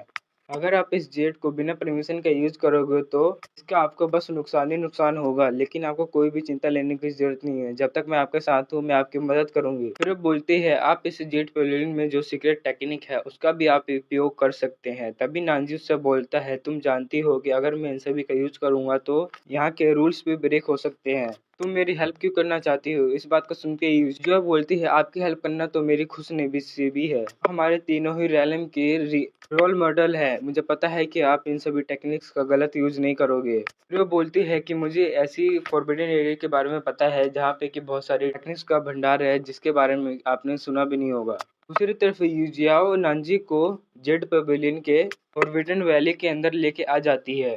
दूसरी तरफ यूजियाओ अपने मन में सोच रही होती है गॉड ऑफ वॉर पूरे हेवन के अंदर नंबर 1 वॉरियर है। मैं तो काफी ज्यादा लकी हूँ जिस वजह से मैं उनकी आज काम में आ पा रही हूँ। वहीं वो अपने मन में अंटसंट सोच रही होती है जिसको कि मैं बताने वाला नहीं हूँ। अभी वहाँ पे जो ट्री होता है उसके अंदर से उसका गार्डियन स्पिरिट बाहर आ जाता है और उसके बाद वो यूजिया के ऊपर अटैक कर देता है, जिसको देखते ही अंजी हिवन के आगे आ जाता है और उसके सामने एक शील्ड बना लेता है। लेकिन वो बीस्ट उस बैरियर को तोड़ देता है और दूर छटक जाता है और उसके बाद वो वहाँ पे काफी ज्यादा रोर करने लग जाता है। यूजिया उसको कुछ कहना चाहती थी लेकिन नानजी उसको बोलता है कि तुम्हें टेंशन लेने की कोई भी जरूरत नहीं है, मैं इस गार्डियन बीस्ट से तुम्हारी रक्षा करूंगा। तभी वो गार्डियन उन दोनों के ऊपर काफी तेजी से अटैक कर देता है, लेकिन तभी यूजिया बोलती है जियाओ बॉय तुम इनके ऊपर हमला मत करो। इस बात को सुनते ही वो गार्डियन बीस्ट वहाँ पे रुक जाता है और उसके बाद वो गार्डियन बीस्ट यूजिया को वहाँ पे चाटने लग जाता है। तभी यूजिया बोलती है जियाबा तुम्हें गॉड ऑफ वॉर से डरने की कोई भी जरूरत नहीं है, ये काफी ज्यादा अच्छे इंसान है, मैं यहाँ पे इनको किसी मकसद की वजह से लाई हुई हूँ। जैसे ही यूजिया उसको पीछे हटने के लिए बोलती है वैसे ही वो गार्डियन बिस्ट पीछे हट जाता है। यूजिया जियाबाऊ को अपनी सारी बात नहीं मानता हुआ देख के वहाँ पे 3 फ्रूट वहाँ पे समन करके उसको दे देती है खाने के लिए। वो पलक झपकते ही उसे खा जाता है और उस गार्डियन बिस्ट यूजिया की सारी बात मानता हुआ देख के नानजी तो काफी ज्यादा परेशान हो चुका होता है, काफी ज्यादा हैरान हो चुका होता है। उसके बाद यूजुआ नानजी को भी वो फ्रूट ऑफर करती है और वो फ्रूट उसको काफी क्यूट तरीके से दे रही होती है। इस चीज को देखते ही नानजी उस फ्रूट को ले लेता है और उसको तुरंत ही खा लेता है। तभी यूजुआ उससे पूछती है ये फ्रूट कैसा है? अगर ये फ्रूट आपको काफी ज्यादा पसंद आए तो मैं इसको फ्यूचर में आपको दे सकती हूँ, बस आप इसके बारे में मुझे बता दीजिए, मैं आपको ये फ्रूट दे दूंगी। तभी नानजी उसकी इस बात को सुन के उसको शुक्रिया बोलता है। तभी नानजी बोलता है मैं तुमसे एक चीज पूछना चाहता हूँ कि ये बीस्ट तुम्हारी क्यों बात मान रहा है? तभी यूजिया बोलती है क्योंकि मैं और ये गार्डियन बीस्ट एक साथ ही बड़े हुए हैं। जब जियाबाओ काफी ज्यादा छोटा था तब से ये मेरे साथ ही रह रहा है। मैंने इसको किसी मार्केट से जब ये अंडा था तभी मैंने खरीद लिया था और इसको मैंने तब से ही पाल रखा है। तभी नानजी उसकी सारी बात सुन के बोलता है ओ ऐसी बात है। तभी वो बोलता है लगता है हमें इस होली ट्री के अंदर जाने का वक्त आ चुका है। तभी नानजी उस फॉर्मेशन के ऊपर अटैक करने वाला होता है। तभी यूजिया उसका हाथ रोक देती है और बोलती है अगर आप इस फॉर्मेशन के ऊपर अटैक किया तो यहाँ पे जो भी सिक्योरिटी अलार्म होगा वो अपने आप पे एक्टिवेट हो जाएगा। तो जैसे कि हमने पिछले एपिसोड में देखा था कि नानजी ने होली ट्री पे अटैक करने के लिए अपने हाथ में पावर इकट्ठा कर ली थी, लेकिन तभी हिवान ने उसे रोक दिया था। आप ऐसा नहीं कर सकती हो, अगर आप इस फॉर्मेशन पे अटैक करोगे तो इससे पूरे जेट पेविलियन का सिक्योरिटी अलार्म बच जाएगा और हम पकड़े जाएंगे। इस बात को सुन के नानजी उस अटैक को नहीं करता है और रुक जाता है। जो फॉर्मेशन था उसमें जो पैटर्न्स था उसको देख के बोलती है जियाओ मुझे ये पैटर्न्स काफी ज्यादा जाने पहचाने लग रहे हैं। हाँ याद आए, ये तो मेरी मास्टर यूज करती है, मुझे यकीन है कि मैं इस फॉर्मेशन को तोड़ सकती हूँ। तभी नानजी बोलता है कि तुम अपने मास्टर की तरह पावरफुल नहीं हो, मुझे डर है कि अगर तुम इस फॉर्मेशन को तोड़ने की कोशिश करोगे तो उससे तुम घायल भी हो सकती हो। इस बात को सुन के यूजिया भी काफी ज्यादा परेशान हो चुकी होती है और बोलती है कि अब मैं क्या करूँ। फिर वो बोलती है कि ना ही आप इस फॉर्मेशन को तोड़ सकते हो और ना ही मैं, तो अब हम क्या कर सकते हैं। लेकिन तभी उसका पेट जियाबो उसके पास आ जाता है और उसको कुछ कहने की कोशिश करता है। उसके बाद हिवन बोलती है कि मुझे लगता है कि मुझे इस जगह पे कल आना चाहिए। ये इतना कहते ही उसका बीस्ट अपने मुंह से एक टोकन निकालता है और उस टोकन को उस फॉर्मेशन के अंदर भेज देता है, जिससे कि वो पूरा फॉर्मेशन ही वहाँ से हट जाता है। जैसे वो फॉर्मेशन ब्रेक होता है वैसे ही यूजिया काफी ज्यादा खुश हो जाती है और बोलती है जियाबो तुमने ये सब मुझे पहले क्यों नहीं बताया? अच्छा, हमारे मास्टर तुम्हें फॉर्मेशन की पहले से ही देके गए थे। उसके बाद नानजी और यूजिया उस होली ट्री के पास जाने लग जाते हैं, लेकिन तभी नानजी अपने पास से एक बॉक्स निकाल लेता है। तभी नानजी उस बॉक्स को यूजिया को दे देता है और बोलता है कि तुम इस बॉक्स को खोल के देखो। जैसे वो बॉक्स खोलती है, उसके अंदर से एक क्रिस्टल था और ये क्रिस्टल नानजी की बॉडी से कनेक्टेड भी था। उस क्रिस्टल को देखने के बाद यूजिया बोलती है कि ये क्रिस्टल तो पहले से काफी ज्यादा कमजोर लग रहा है। तभी नानजी बोलता है, हाँ तुमने सही बोला, मैं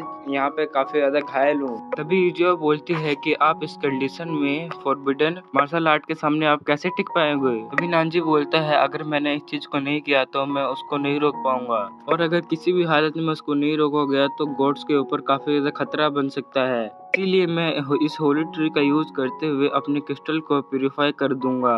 मैं इसलिए तुम्हें अपने साथ लेकर आया क्योंकि इसके साथ साथ फॉरबिडन मार्शल आर्ट की भी जरूरत पड़ेगी। क्या तुम मेरे लिए इस प्रोसेस को कर सकती हो? इस बात को सुनते ही यूजिया उस प्रोसेस को करने के लिए मान जाती है और वो प्रोसेस को जैसे ही स्टार्ट करती है और उस प्रोसेस के स्टार्ट होते ही लेक में से काफी सारे स्पिरिचुअल एसेंस नानजी के स्टोन में जाके एब्जॉर्ब होने लग जाते हैं, जिससे कि नानजी के ऊपर काफी ज्यादा बुरा इफेक्ट हो रहा था और उसकी बॉडी काफी ज्यादा पेन भी कर रही थी। जैसे जैसे उसकी क्रिस्टल प्यूरिफाई हो रही थी वैसे वैसे उसके अंदर से काफी खतरनाक ईवल ऑरा निकलता ही जा रहा था। साथ ही साथ उसको काफी ज्यादा पेन भी हो रहा था और वहाँ पे चिल्ला भी रहा था वो बहुत ज्यादा। और हम देखते हैं कि नानजी के शरीर में एक ब्लैक सा कोई पैटर्न बन गया है। जैसे ही यूजिया नानजी की ऐसी कंडीशन में देखती है वैसे ही वो काफी ज्यादा परेशान हो जाती है। जल्दी से उस प्रोसेस को खत्म कर देती है और स्टोन को अपने पास में रख लेती है, और उसके बाद वो वहाँ पे काफी ज्यादा स्पेशल वेन्स की मदद से नानजी को पकड़ लेती है और वो बोलती है कि इस प्रोसेस में तुम्हें काफी ज्यादा दर्द होने वाला है और तुम्हें जल्दी से जल्दी अपने शरीर में से इस इवल ऑरा को बाहर निकालना पड़ेगा। और उसके बाद हिवान उस प्रोसेस को स्टार्ट कर देती है। उस प्रोसेस की वजह से काफी ज्यादा नानजी को दर्द होने लग जाता है, लेकिन वो अपनी बॉडी को कामयाबी हासिल कर लेता है और अपने आप को कंट्रोल कर लेता है। और उसके बाद स्पिरिचुअल रूट उसको नीचे उतार देती है और एक स्पिरिचुअल रूट उसको मार भी देती है, जिस चीज को देख के यूजिया काफी ज्यादा परेशान हो जाती है और काफी ज्यादा हैरान भी होती है। तभी वो हिवान से माफी मांगते हुए बोलती है, गॉड ऑफ वॉर मुझे माफ कर देना, ये बस एक गलती है। लेकिन तभी नानजी वहाँ पे खड़ा हो जाता है और वो बोलता है कि इस प्रोसेस को करने के बाद मेरी बॉडी काफी ज्यादा रिकवर हो गई है। जो मैंने कल्टीवेशन लूज की थी वो भी कल्टीवेशन मेरे को पास वापस आ चुकी है। अभी यूजिया बोलती है कि तुम्हारी कल्टीवेशन तो आ गई लेकिन तुम्हारा फाउंडेशन डिस्ट्रॉय हो चुका है, जिस वजह से तुम्हें एक बीट की जरूरत है। और उसके बाद उसने अपने पास से एक पिल को बाहर निकाल लिया था, जिसे देखते ही नानजी काफी ज्यादा हैरान हो जाता है और पूछता है कि ये पिल तुम्हारे पास क्या कर रही है? ये तो काफी ज्यादा प्रीशियस ट्रेजर है। तभी यूजिया उसकी बात सुन के पीछे मुड़ जाती है और बोलती है, तुम्हें इसको खाना है भी कि नहीं? उसके बाद गॉड ऑफ नानजी उस पिल को खा लेता है और बोलता है कि तुम्हें टेंशन लेने की जरूरत नहीं है, जैसे ही मेरी ये फाइट खत्म हो जाएगी वैसे ही मैं तुम्हें नई पिल लेके दे दूंगा। उसके बाद सीन करंट टाइम पे आ जाता है। अभी यूजिया बोलती है कि मुझे लगा कि उस समय तुम काफी ज्यादा घायल हो और मैं तुम्हारे लिए काफी ज्यादा परेशान भी हूँ, मुझे लगा कि वो पिल ने काम नहीं किया। तभी नानजी उससे पूछता है कि आखिरकार तुम हिवान की बॉडी में क्या कर रही हो?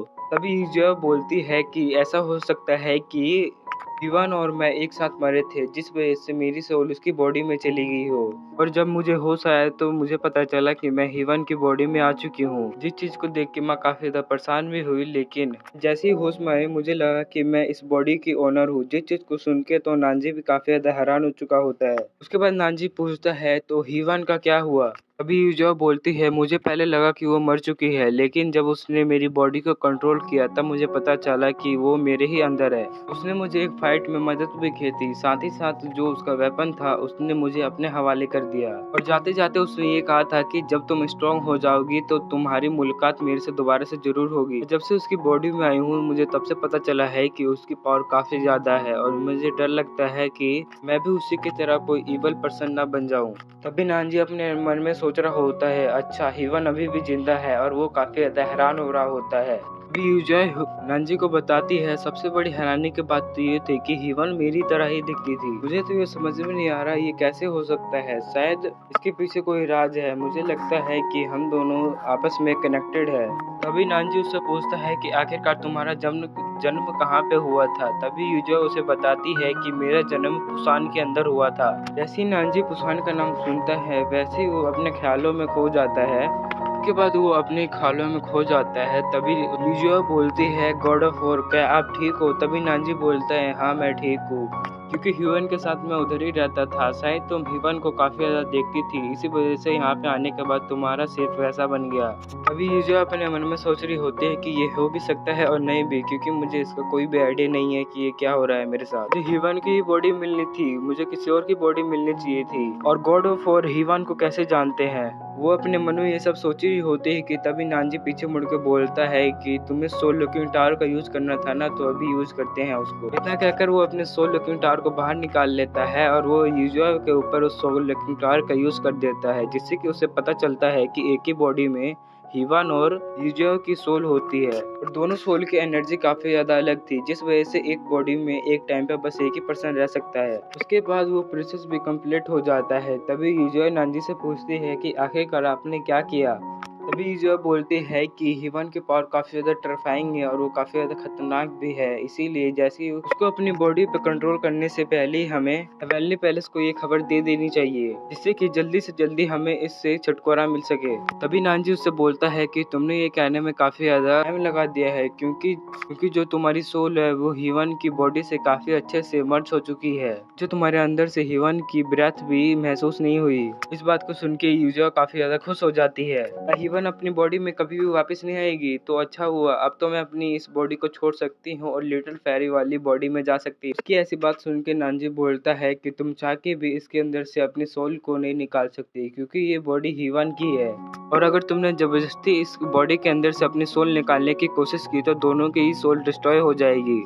चीज को सुन के यूजुआ काफी ज्यादा परेशान हो चुकी होती है, लेकिन तभी नांजी अपने ब्लड ड्रॉप का यूज करते हुए सोल लुकिंग टावर को ह्यूवन की बॉडी के अंदर डाल देता है। तभी नांजी बोलता है, तुम्हें टेंशन लेने की कोई भी जरूरत नहीं है, जैसे ह्यूवन की तीनों सोल रिकवर हो जाएगी वैसे ही मैं कोई ना कोई तरीका ढूंढ लूंगा जिससे कि तुम्हारी सोल को मैं बचा सकूं। उसके बाद जो तुम्हारी सोल है मैं उसको निकाल के तुम्हारी बॉडी में डाल दूंगा। इस चीज को सुन के यूजुआ काफी ज्यादा खुश हो जाती है। अभी नांजी बोलता है कि तुम्हारा मेरे ऊपर काफी ज्यादा बड़ा एहसान है, इसीलिए कुछ भी हो जाए मैं तुम्हें प्रोटेक्ट करूंगा। इतना कह के उसके मुंह से ब्लड आने लग जाता है, जिस चीज को देख के यूजिया काफी ज्यादा परेशान हो जाती है। लेकिन तभी वहाँ पे नांजी बेहोश हो जाता है और नीचे गिर जाता है। नेक्स्ट सीन में हमें नांजी को बिस्तर पे दिखाया जाता है, जो कि आराम कर रहा था। वहीं यूजिया उसके परेशान हो के यहाँ से वहाँ घूम रही थी। फिर उसके बाद वो कहने लग जाती है कि नांजी प्लीज तुम जल्दी से जल्दी रिकवर हो जाओ। वहाँ पे उसका डोर बेल होता है, लेकिन जब यूजिया उसको खोलती है तो वहाँ पे उसको बाहर कोई भी नहीं दिखाई देता। उसका ध्यान तो ऊपर था, लेकिन तभी उसके नीचे से स्मोक उसके अंदर आ जाती है और उसके बाद जब उसको कोई नहीं दिखता तो वो गेट बंद करके अंदर आने लग जाती है। लेकिन तभी चलते चलते वो किसी पर्सन से टकरा जाती है और वो गिरने वाली ही होती है कि तभी ने उसे पकड़ लिया था और अपनी बाहों में कस के पकड़ा हुआ था। अभी वो यूजिया से बोलता है कि आप तो मेरे पीठ पीछे नांजी की देखभाल करने में लगी हुई हो, ये सब मुझे बताने में आपको कोई शर्म आ रही? तो उसकी बात सुन के भी यूजिया उसको कुछ भी नहीं बोलती है। उसको चुप देख के चंगी यूजिया उसे बोलता है कि क्यों ना मास्टर मैं आपको सर्व करूं। अभी यूजिया समझ जाती है कि ये मेरे साथ फ्लर्टिंग कर रहा है। तभी यूजिया उसे धक्का देके के उससे दूर हट जाती है और बोलती है तुम्हारी हिम्मत कैसे हुई मेरे कमरे में घुसने की। लेकिन तभी चंगी उसके बात सुन के भी उसको रिप्लाई नहीं देता है और वो सीधे ही नांजी की तरफ आ जाता है और उसके बाद वो नांजी को पकड़ के बोलता है आखिर तुम मेरे मास्टर के पास कर क्या रहे हो? आखिरकार तुम मेरे से बात क्यों नहीं कर पा रहे हो? अभी यूजिया अपने मन में सोच रही होती है कितना बड़ा बेवकूफ़ है, नांजी कोमा में है जिस वजह से वो इसको कुछ भी नहीं बता सकता। नांजी उसे कोई भी रिप्लाई नहीं देता है तो वो नांजी को सीधा ही बेड के ऊपर फेंक दिया था और उसके बाद वो यूजिया के तरफ बढ़ने लग गया था और उससे बोलने लग गया था कि तुमने मुझसे एक वादा किया था।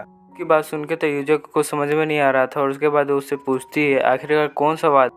अभी चंगी उसके पास में आ जाता है और बोलता है तुमने बस मुझसे गॉड को हराने तक का वादा किया था। इससे पहले वो कुछ और बता पाता तभी एक स्पेशल स्वॉर्ड उन दोनों के बीच में आके उन दोनों को अलग कर देती है, जो स्वॉर्ड किसी और की नहीं गॉड ऑफ नांजी की थी। अभी चेंग्यू नांजी की तरफ आने लग जाता है और बोलता है कि तुम तो बड़ी बड़ी सातिर हो, तुम हमारी बातें सुनना चाहते थे वो भी बेहोशी का नाटक करके। लेकिन दूसरी तरफ नांजी तो उसकी बात सुन ही नहीं रहा था और उल्टा नांजी उसके ऊपर अटैक कर देता है। लेकिन चेंग्यू भी नांजी के अटैक को बड़ी आसानी से ब्लॉक कर लेता है। अभी नांजी को बाहर से कोई आवाज़ आती है और उसके बाद नांजी अपनी पावर का यूज करते हुए उस बंदे को अपने पास ही लेके आ जाता है। जो ये बच्चा होता है वो नांजी को ग्रेट करने लग जाता है। दूसरी तरफ यूजिया अपने मन में सोच रही होती है कि आखिरकार ये कौन बच्चा है। तभी नानजी उस बच्चे के पास में आ जाता है टेलीपोर्ट होके और उससे पूछने लग जाता है कि आखिरकार तुम यहाँ पे क्यों आए हो। लेकिन तभी वहाँ पे भगवान के बचे हुए तीनों गार्डियन भी अंदर आ जाते हैं। तभी जियांसु बोलता है कि मुझे लगता है कि ये लड़का हमारे मास्टर पे छुप के अटैक करने वाला था। लेकिन तभी लानियन चेंग्यू से पूछते हैं कि आखिरकार तुम इस जगह पे क्या कर रहे हो। लेकिन उसकी बात सुन के भी चेंग्यू कोई भी रिप्लाई नहीं दे पाता है। दूसरी तरफ इतनी खतरनाक एंट्री देख के वो बच्चा तो काफ़ी ज़्यादा डर चुका होता है।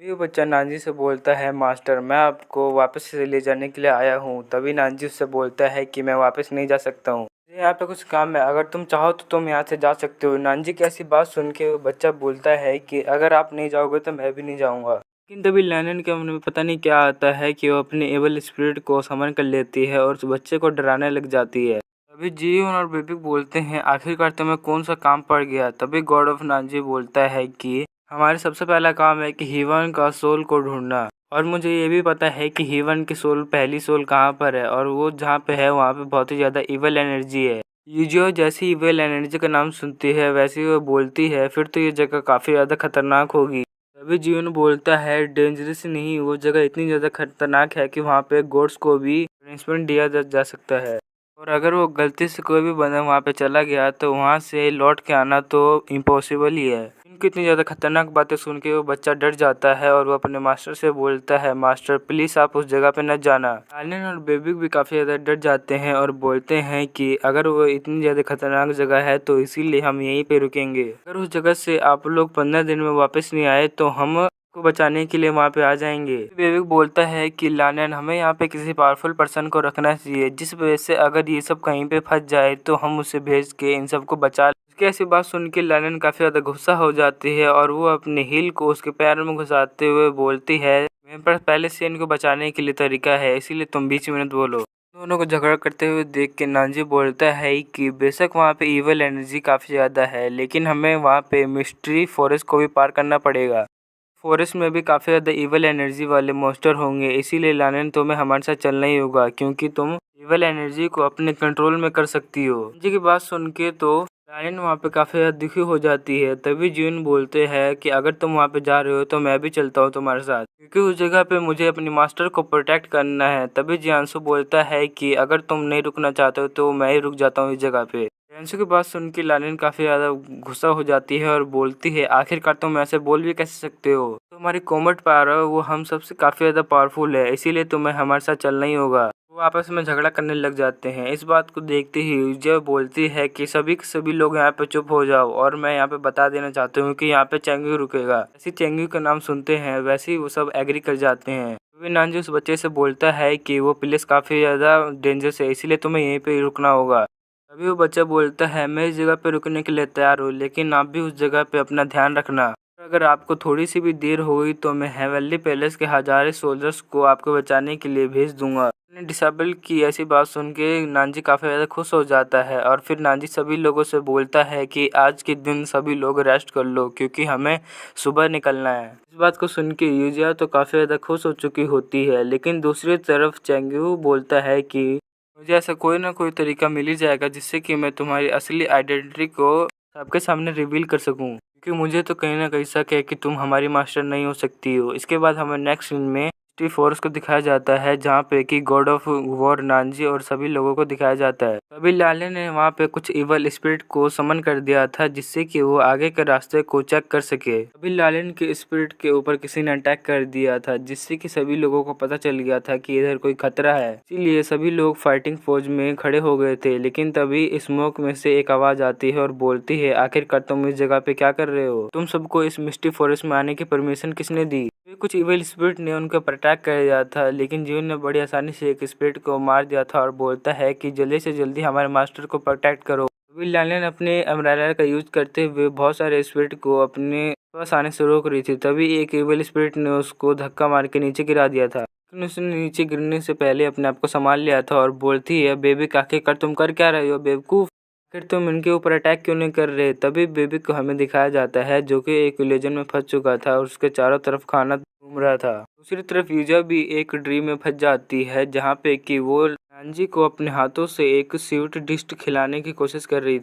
लेकिन तभी नानजी उसको अपनी सीने से लगा लेता है और वो सभी जगहों को स्कैन करने लग जाता है, जिससे कि वहाँ उसको एक लड़की के बारे में पता चलता है। उसके बाद नानजी अपनी पावर का यूज करते हुए उस लड़की को अपने पास ले आता है। दूसरी तरफ लालिन ने बेबी को इतनी ज्यादा मारा था कि उसकी हालत ही खराब हो चुकी थी। वो उसको मार मार के उसके लेजेंड को तोड़ने की कोशिश कर रही थी, लेकिन गॉड ऑफ वॉर नानजी ने जैसी उस लड़की को पकड़ा वैसे उनके ऊपर से इल्यूजन से वापस आ गए थे। जैसी यूजिया उठती है वैसी वो नानजी के घाव में होती है, जिस चीज से वो नानजी को धक्का देके उससे दूर हट जाती है। उसके बाद यूजिया उससे पूछती है आखिरकार ये सब चल क्या रहा है। तभी गॉड ऑफ वॉर नानजी उसे बताता है कि ये सब इस लड़की की करतूत है। उसके पास ऐसी पावर है कि ये किसी भी बंदे को अपनी इल्यूजन में फंसा सकती है। तभी जीवन नानजी के ऊपर गुस्सा होने लग जाता है और बोलता है अगर तुम्हें ये पहले से ही पता था तो इस लड़की को तुमने पहले ही क्यों नहीं पकड़ लिया। लेकिन तभी जियांसु वहाँ पे कुछ बोलने जा रहा होता है कि तभी लायन बोलती है हमें पता है कि तुम यहाँ पे क्या बोल रहे। तुमने हमारी मदद इसलिए नहीं की क्योंकि तुम्हें अपने मास्टर की बस सोली ढूंढनी थी, हमारा तो हमसे कोई मतलब ही नहीं है। इस बात को सुनते ही जियांसु उन सबसे नाराज हो जाता है। इस मौके का फायदा उठा के वो लड़की वहाँ से भागने की कोशिश करती है, लेकिन तभी नानजी अपनी पावर का यूज करते हुए उस लड़की को पकड़ लेता है, जिससे कि वो लड़की काफी ज्यादा डर जाती है और बोलने लग जाती है कि मैं आपको कोई भी चोट नहीं पहुंचाना चाहती थी, तो यहाँ पे तुम सबको डराना चाहती थी। मैंने तुम्हें यहाँ पे किसी को भी चोट नहीं पहुंचाई है, इसलिए प्लीज तुम यहाँ से मुझे जाने दो। लेकिन नानजी तो उसकी बात सुन ही नहीं रहा होता है,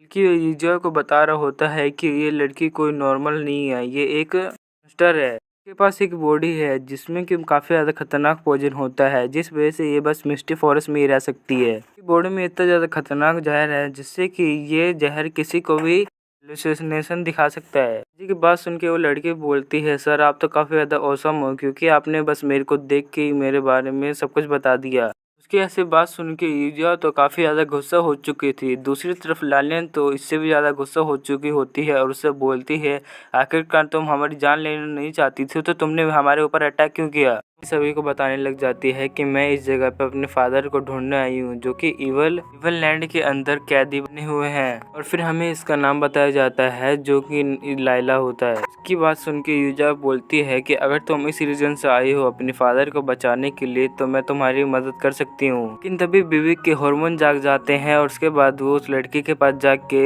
नहीं सूंघने लग जाता है, जिस चीज को देख के वो लड़की काफी ज्यादा डर जाती है। विवेक को ऐसी हरकत करते हुए देख के लालियन तो काफी ज्यादा गुस्सा हो जाती है और बोलती है आखिरकार तो वहाँ पे क्या सूंघ रहे हो। उसके बाद उसने अपने स्पिरिट को ऑर्डर दे दिया था कि इस लालियन को उस लड़की से दूर ले आओ, और उसके बाद वो स्पिरिट उसको उसी के पास लेके आ जाते हैं। विवेक बोलता है कि मैंने उसको अच्छे से सूंघा नहीं है। इस बात को सुनते ही लालियन की स्पिरिट अपने हाथ में हथौड़ा लाके उसको पीटने लग जाते हैं। बेबी की ऐसी बात सुन के लालियन को भी काफी ज्यादा गुस्सा आ जाता है और वो बेबी को एक मुक्का मार के काफी दूर फेंक देती है। फिर लालियन बेबी से बोलती है कि आखिरकार तुम वहाँ पे करना क्या चाहते थे, वो लड़की तुम्हें इतनी ज्यादा पसंद आ गई है। इस बात को सुनते ही बेबी उसको करने लग जाता है और वो काफी ज्यादा डर भी चुका होता है। फिर वो बोलता है कि मैंने कब कहा कि मैं इस लड़की को पसंद करता हूँ, मैं तो बस उसको खाने के लिए स्मेल कर रहा था। ऐसी बात सुन के लालियन को तो काफी ज्यादा गुस्सा आ जाता है और उसके ऊपर वो छाता फेंक देती है और उसके बाद उसको गुद्दी से पकड़ लेती है और बोलती है मैं तुम्हें जो खाना देती हूँ वो तुम्हारे लिए काफी नहीं है मोटे पांडा, क्या तुम इसी को खाना चाहते हो? मुझे तो लग रहा है कि तुम मुझसे झूठ बोल रहे हो। इस बात को सुनते ही बेबी काफी ज्यादा परेशान हो चुका होता है। बोलता है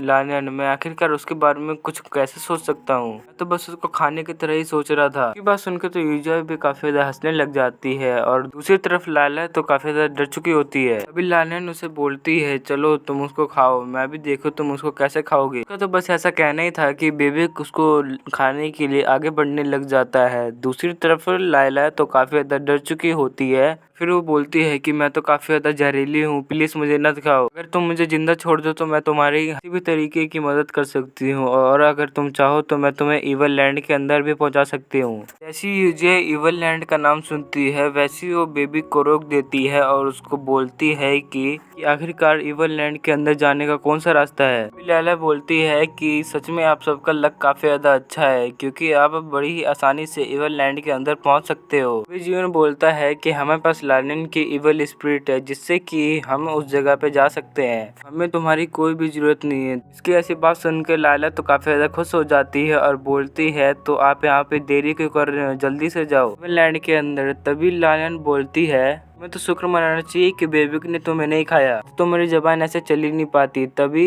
जो उसको चुप करा देती है और उसको आगे बढ़ने का बोलती है। उसके बाद लालयान अपने अम्ब्रेला से स्पिरिट को बाहर निकालती है और आगे भेज देती है। तभी वो थोड़ी देर आगे चलते हैं और वहाँ पे रुक जाते हैं। तभी जून बोलता है आखिरकार ये इविल स्पिरिट यहाँ पे रुक क्यों गए। तभी उसकी इविल स्पिरिट उसके पास में आ जाती है और उससे बोलती है कि आगे बहुत ही ज्यादा खतरा है। उसके बाद लालयान सभी को बताती है कि आगे बहुत ही बड़ा खतरा है। उसके बाद उसने अपनी इविल स्पिरिट को अपने पास में रख लिया था। उसके बाद वो चलते चलते एक ट्री के पास में आ जाते हैं, लेकिन जब वो आगे बढ़ते हैं तो उन्हें पता चलता है कि इसके आगे कोई रास्ता ही नहीं। जून बोलता है कि लगता है कि हम किसी और गलत रास्ते में आ चुके हैं, तो यहाँ से इविल लैंड जाने का कोई भी रास्ता नहीं दिख रहा। लायन बोलती है कि बकवास करना बंद करो, हम सही रास्ते पे जा रहे हैं। जो सभी लोग से बोलती है कि मुझे तो लग रहा है कि इस ट्री के अंदर कुछ गड़बड़ है। उसके बाद वो अपनी पावर को यूज करती है, लेकिन वो अपनी पावर को यूज नहीं कर पाती क्योंकि वहाँ पे उसकी पावर काफी ज्यादा कम हो चुकी होती है। अभी वो नानजी से पूछती है कि आखिरकार ये सब क्या हो रहा है। अभी नानजी सभी लोगों को बताने लग जाता है कि जैसे कोई इविल लैंड होता है उसके आसपास एक एनर्जी बहने लग जाती है, जिससे कि काफी ज्यादा बंदों की एनर्जी वहाँ पे ब्लॉक हो जाती है और वो अपने पावर का यूज नहीं कर पाते। हम दूसरी तरफ लायला को देखते हैं जो कि झाड़ियों से छुपकर उन सभी को देख रही होती है। लेकिन तभी लायला के पीछे कोई एक बंदा आ जाता है जिस चीज को देख के वो काफी ज्यादा डर चुकी होती है, लेकिन उसके बाद हमें उस बंदे को दिखाया ही नहीं जाता। दूसरी तरफ हमें भी कुछ ट्री के पास चिपक जाता है और उसको स्मेल करने लग जाता है। लायन बेबी से पूछती है आखिरकार तुम ये कर क्या रहे हो। बेबी को बोलता है कि मैंने इस ट्री को सूंघ लिया है, मुझे तो लग रहा है कि ये ट्री में ही कुछ गड़बड़ है। हमारी मास्टर बिल्कुल सही बोल रही है। इतना कहकर उसने उस ट्री पे एक खतरनाक पंच मार दिया था, जिस वजह से वहाँ पे एक स्नेक की नींद टूट गई थी और इस स्नेक को पता चल गया था कि मेरे ट्री पे किसी बंदे ने हमला किया है। दूसरी तरफ यूजर नानजी से कहती है कि जगह तो बिल्कुल ही हेवर आइलैंड की तरह ही है। जैसे ही हम हेवर आइलैंड में पहुंच जाएंगे उसके बाद मैं आपको बहुत सारी पेस्ट्रीज खिलाऊंगी। नानजी को कुछ चीज याद आती है और उसके बाद उससे पूछता है कि यूजर तुम्हारे नाम के पीछे याओ आता है, आखिरकार तुम कौन सी याओ है, हेवन के अंदर तुम्हें किस नाम से पुकारा जाता है। यूजर उसे बताती है कि मुझे लिटिल फेरी याओ के नाम से बुलाया जाता है। हम दोनों पहले भी जेट पवेलियन में मिल चुके हैं। नानजी यूजर से बोलता है कि तुम्हें भी पता है कि हमारा हेवन के अंदर रिलेशन काफी ज्यादा कमजोर था,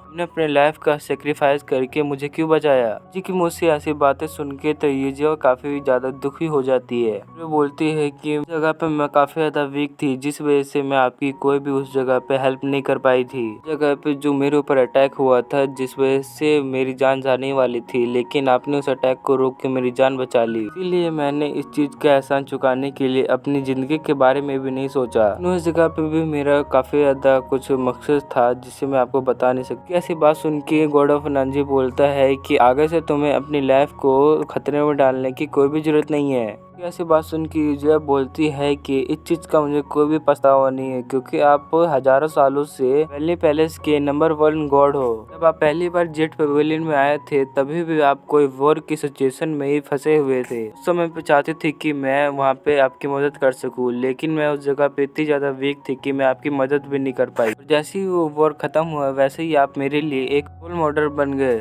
बात को कहने के बाद ही वो दोनों काफी ज्यादा साइलेंट हो जाते हैं और वो प्यार भरी नजरों से एक दूसरे की आंखों में देखने लग जाते हैं। अभी हम बेबी को देखते हैं जिसकी नाक पे एक बीटल गिर जाती है, जिससे कि वो वहाँ पे इस जगह पे छींक देता है और फिर वो बोलता है कि यहाँ पे कोई भी चीखने का इरादा नहीं था। लेकिन तभी बेबी के पीछे लाला को किसी ने पटक दिया था। फिर हम देखते हैं ये कोई और नहीं यूजिया था। इस चीज को देखते ही यूजिया उससे कहती है कि आखिरकार तुम इस जगह पे क्या कर रही हो, हमने तो तुम्हें उसी जगह पे रुकने के लिए कहा था। यूजिया को तो ऐसी बात सुन के चेंगू बोलता है आपसे तो एक काम भी ढंग से नहीं हो पाता, तो इस लड़की को पीछे ही छोड़ दिया था। अभी नानजी उससे पूछता है कि अगर तुम इस जगह पे तो तुमने उस बच्चे के साथ क्या किया। लेकिन तभी चेंगी उसके पास में आ जाता है और बोलता है कि तुम्हें टेंशन लेने की कोई भी जरूरत नहीं है, क्योंकि मैंने अपने डीमन सर्वेंट से उसका ख्याल रखने को कहा है। उसके बाद हमें उस बच्चे का सीन दिखाया जाता है जहाँ पे कि एक डीमन लेडी उसको बड़े प्यार से उसको अंगूर खिलाने की कोशिश कर रही थी। दूसरी तरफ वो बच्चा तो काफी ज्यादा डरा हुआ होता है और वो बोलता है गॉड ऑफ वॉर आखिरकार आप कब तक आओगे। वहीं दूसरी तरफ लायला इस मौके का फायदा उठा के वहाँ से भागने की कोशिश करती है।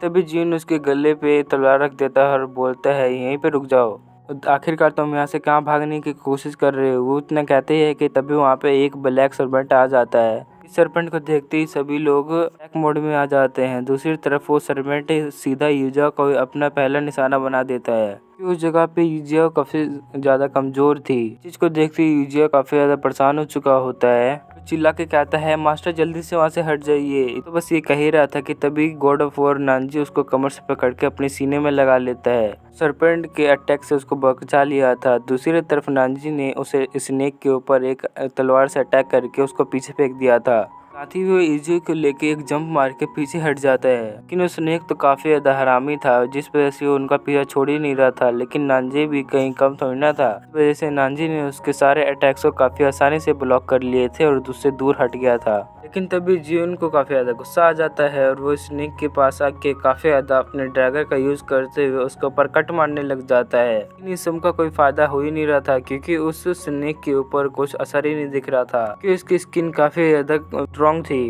इससे कि जियोन का कोई भी हमला उस स्नेक के ऊपर काम ही नहीं कर रहा था।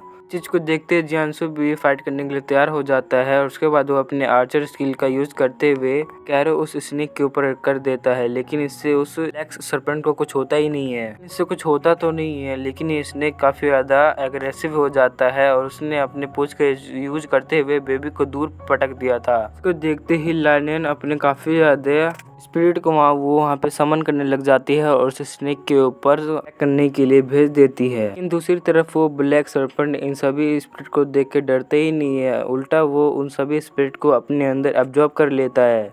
चीज को देखते ही नानजी भी फाइट में उतर जाता है और फिर उसके बाद वो अपने शॉट का यूज करते हुए उस सरपेंट पे अटैक करने लग जाता है, जिससे कि हमें उसकी पावर को दिखाया जाता है, कि काफी ज्यादा शानदार थे। लेकिन अटैक करने के बाद भी उस स्नेक का कुछ भी नहीं बिगाड़ता। इस चीज को देखते ही यूजिया भी अपने हेलवेव को बाहर निकाल लेती है। यूजिया की पावर काफी ज्यादा कम थी, जिस वजह से उसका हेलवेव काम ही नहीं करता। कैसे न तैसे ही उसका यूज करते हुए उस ब्लैक सरपेंट को अपने पास से दूर कर देती है। एक अटैक से पता चल जाता है कि हेल वेव कोई नॉर्मल वेपन नहीं है। वहीं दूसरी तरफ यूजिया उस हेल वेव का यूज करते हुए उस स्नेक सरपेंट के ऊपर अटैक कर देती है, जिस वजह से वहाँ पे काफी ज्यादा धमाका दिखाया जाता है और यूजिया भी काफी ज्यादा कमाल की लग रही होती है। फिर लालियन की नजर चेंगयू पे पड़ती है, जो कि काफी आराम से वहाँ पे खड़ा होता है और उसके बाद वो उससे बोलती है कि आखिरकार तुमने उस स्नेक सरपेंट पे अटैक क्यों नहीं किया। बात सुन के वो ब्लैक सरपेंट के ऊपर अटैक कर देता है, लेकिन उसके अटैक का उसके ऊपर कुछ असर ही नहीं होता। और उसके बाद वो यूजिया से बोलता है, देख लिया तुमने अपनी आंखों से, इसीलिए मैं इसके ऊपर अटैक नहीं कर रहा था। तभी लायन काफी ज्यादा गुस्से में बोलती है, आखिरकार तुम्हारे इतना ज्यादा हैंडसम होने का क्या फायदा जब तुमसे एक अटैक ही नहीं होता।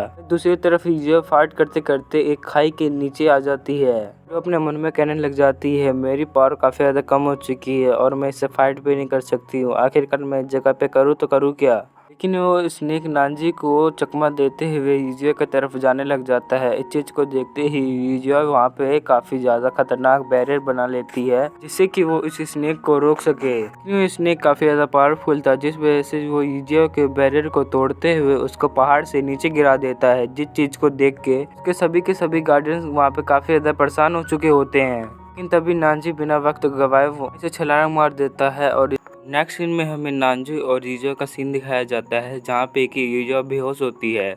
जब यूजिया जैसी उठती है और वो अपने को नानजी के बाहों में पाती है, तो वो बहुत ही ज़्यादा शर्मा जाती है और उससे दूर भाग जाती है। और उसके बाद वो अपने मन में सोच रही होती है कि आखिरकार मैं नानजी के बाहों में कैसे आ गई। और उसके बाद वो नानजी से पूछती है कि आखिरकार ये कौन सी जगह है। उसके बाद नानजी यूजिया को बताता है कि जिस जगह को हम कब से ढूंढ रहे थे वो जगह यही है। तभी यूजिया बोलती है, अच्छा देर से जिस जगह को हम ढूंढने की कोशिश कर रहे थे वो जगह ये है, लेकिन मैं आपसे ये पूछना चाहती हूँ कि बाकी सब कहाँ है। उसके बाद नानजी उसे बताता है कि जिस जगह पे है हम वो अलग स्पेस में है और जिस जगह पे तुम्हारे गार्डियंस है वो अलग स्पेस में है, इसलिए मुझे लगता है कि वो हमारे पास शायद ही आ पाएंगे। नानजी बोलता है कि हमें यहाँ पे किसी बंदे को ढूंढना पड़ेगा, नहीं तो तुम्हारी सोल को ढूंढने के चक्कर में हमें काफी ज्यादा घूमना पड़ेगा। उसके बाद वो आगे बढ़ने लग जाता है, जिस चीज़ को देख के यूजिया तो काफ़ी ज़्यादा खुश हो गई थी, क्योंकि वो दोनों अकेले ही थे। साथ ही में चंगेज़ से उसका छुटकारा भी हो गया था। लेकिन तभी वो अपने पीछे एक बड़ा सा गड्ढा देखती है और वो पूछती है, ये बड़ा सा गड्ढा कैसे आ गया। जी इसका जवाब दे ही पाता कि वहाँ पे एक बीस्ट आ जाता है और वो सीधा ही नानजी के ऊपर अटैक कर देता है। बीस्ट हमला भी नहीं कर पाता, नानजी उसको हवा में मार देता है। अभी जो बोलती है लगता है कि आपकी पूरी पावर आपके पास आ चुकी है। अभी हम दो बंदे को देखते हैं जो कि उसी बीस्ट का वो शिकार करने आए थे और वो जैसे ही नानजी को देखते हैं वैसे ही वो अपनी पावर को अनलीश करने लग जाते हैं, क्योंकि इस जगह पे गॉड्स का आना मना था और नानजी एक गॉड है। उसने अपनी शक्ल पे नकाब लगा रखा है, उसका नाम यिंगजी है। उसके बगल में मोयन खड़ा हुआ है और साथ ही वो दोनों नानजी को अटैक कर देते हैं, लेकिन नानजी दोनों को ही बड़ी आसानी से रोक देता है। साथ ही नानजी ने एक बंदे को तो पहले ही ट्रैप कर लिया था और उसके बाद नानजी दूसरे बंदे के ऊपर आइस क्रिस्टल से अटैक करने लग जाता है और उसके बाद वो उसको भी अपने कब्जे में कर लेता है और उसके बाद वो दोनों से पूछता है कि आखिरकार तुम दोनों हो कौन। बात को सुन के यिंगजी बोलता है कि तुम जैसे गॉड को इस जगह पे नहीं आना चाहिए था, लेकिन तभी मोयन बोलता है कि मुझे बस थोड़ी सी और पावर की जरूरत है, उसके बाद मैं इस गॉड को भी हरा दूँ। कहकर जो नानजी ने बीस्ट मारा था उसके अंदर से उसकी एनर्जी चुरा लेता है और उसके बाद तभी उसके फेस पे कुछ पैटर्न्स बन जाते हैं और उसके बाद वो बड़ी आसानी से नानजी के बैरियर को तोड़ देता है। अभी नानजी शॉर्ट फॉर्मेशन का यूज करते हुए मोयन के ऊपर अटैक करने लग जाता है, लेकिन मोयन भी उसके अटैक को डॉज कर रहा होता है। तभी जो अपनी पावर का यूज करने की कोशिश तो करती है, लेकिन वो अपनी पावर को एक्टिवेट ही नहीं कर पा रही होती और उसके बाद वो अपने मन में सोच रही होती है कि आखिरकार यहाँ पे हो क्या रहा है। मिस्टिक फॉरेस्ट में तो अपनी थोड़ी बहुत पावर का यूज भी कर पा रही थी, लेकिन इस जगह पे तो मैं अपनी पावर का यूज ही नहीं कर पा रही। आखिरकार मैं करूँ तो करूँ क्या? ऐसा तो नहीं है किसी और तरीके का यूज कर रहे हैं अपनी पावर का यूज करने के लिए। युजियाओ को परेशान और हैरान देख के जो उसकी तरफ देखने लग जाता है, लेकिन तभी मोयन उसके ऊपर अटैक करके बोलता है कि आखिरकार तुम्हारी फाइट मेरे से हो रही है, तुम वहाँ पे कहाँ देख रहे हो?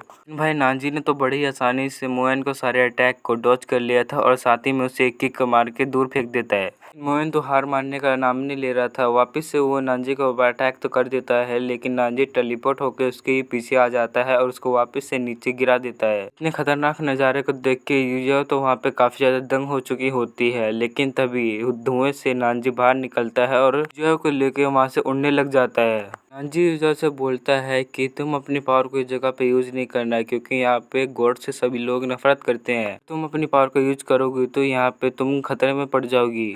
लेकिन तभी मोयन भी उस धूल से बाहर निकल जाता है और बोलता है तुम्हारी हिम्मत कैसे हुई यहाँ से दूर भागने की और मुझसे फाइट करो, आखिरकार तुम मुझसे डर क्यों रहे हो? लेकिन तभी यिंगजी का भी बैरियर टूट जाता है, लेकिन तभी नानजी युजियाओ को एक सेफ प्लेस में छोड़ दिया था और बोला था कि यहाँ से जाना मत, और उसके बाद वो उन दोनों से फाइट करने के लिए वापस चला गया था।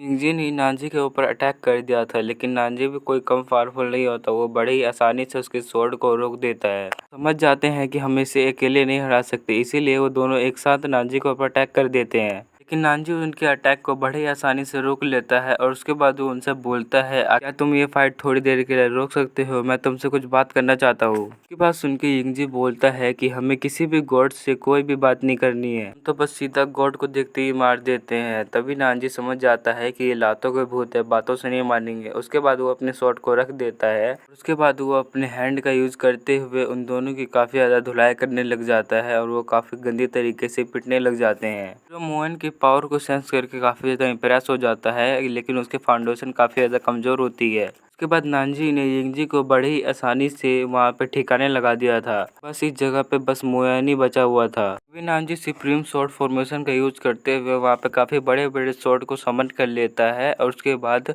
ज्यादा खतरनाक पावर को देख के तो मोयन के फटके हाथ में आ चुकी होती है और वो बोलता है आखिरकार ये नानजी कितना ज्यादा पावरफुल है। मोयन को अटैक लगने ही वाला होता है कि तभी उसके ऊपर एक जेट पेंडेंट आ जाता है, जिसे देखते ही नानजी अपने अटैक को रोक देता है। उसके बाद वो उस जेट पेंडेंट को अपनी पावर का यूज करते हुए अपने पास खींच लेता है। पेंडेंट को देखने के बाद नानजी उनसे पूछता है आखिरकार तुम्हारे पास मेरे मास्टर का पेंडेंट क्या कर रहा है? अभी हम एक लड़की को देखते हैं जिसका नाम काइसी होता है। लड़की को देखते ही यिंगजी और मोयन काफी ज्यादा सतर्क हो जाते हैं। अभी वो दोनों बोलते हैं मिस आपको आगे जाने की कोई भी जरूरत नहीं है, लेकिन तभी उसकी मिस बोलती है कि तुम्हें घबराने की कोई भी जरूरत नहीं है, यहाँ पे कुछ भी नहीं होने वाला।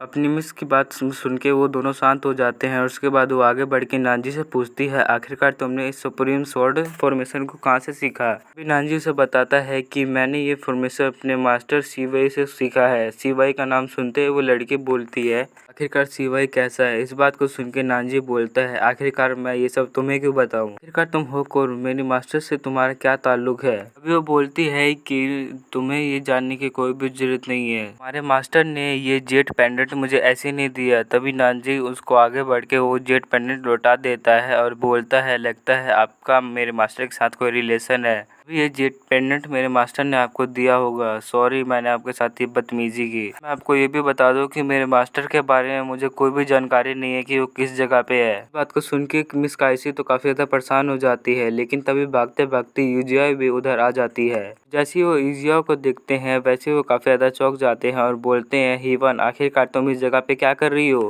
अभी यूजिया उनसे पूछती है कि आखिरकार क्या हम पहले भी तुमसे मिल चुके हैं। अभी मिस काइसी उसके पास में आ जाती है और बोलती है कि शुरुआत में तो तुम हमारे साथ नहीं थी, लेकिन बीच में तुम हमारी टीम में शामिल हो गई थी। बात को सुन के यूजिया तो काफी ज्यादा हैरान हो चुकी होती है और बोलती है कि आखिरकार मैं इस जगह पे कैसे रह सकती थी, इस जगह पे तो आने कितना ज्यादा मुश्किल है और मैं इस जगह पे रहती थी, क्या बात कर दी। नानजी मिस काइसी से पूछता है, हीवन तुम्हारे साथ कितने समय से रह रही थी। उसके बाद वो उनको बताता है कि दरअसल हीवन की मेमोरी लॉस हो चुकी है। हम इसी सिलसिले में इस जगह पे आए हुए हैं कि आखिरकार इसकी मेमोरी लॉस कैसे हुई। जी कैसे बात सुनकर तो मिस काइसी भी काफी ज्यादा परेशान हो जाती है। तो हीवन के लिए काफी ज्यादा बुरा हुआ। तभी मोयन सभी को बताता है कि यहाँ पे एक रेतीला तूफान आ गया है, ये तो काफी ज्यादा बुरा है, लेकिन इनको टेंशन लेने की कोई भी जरूरत नहीं है। लेकिन तभी मोयन अपनी सीटी मार के वहाँ पे अपने फ्लाइंग बिस्ट को बुला लेता है और वो नीचे भी आ जाता है मोयन के पास। साथ में मोयन ने उसको खाने का भी चीज दिया था, जिसको खा के वो काफी ज्यादा खुश हो चुका था।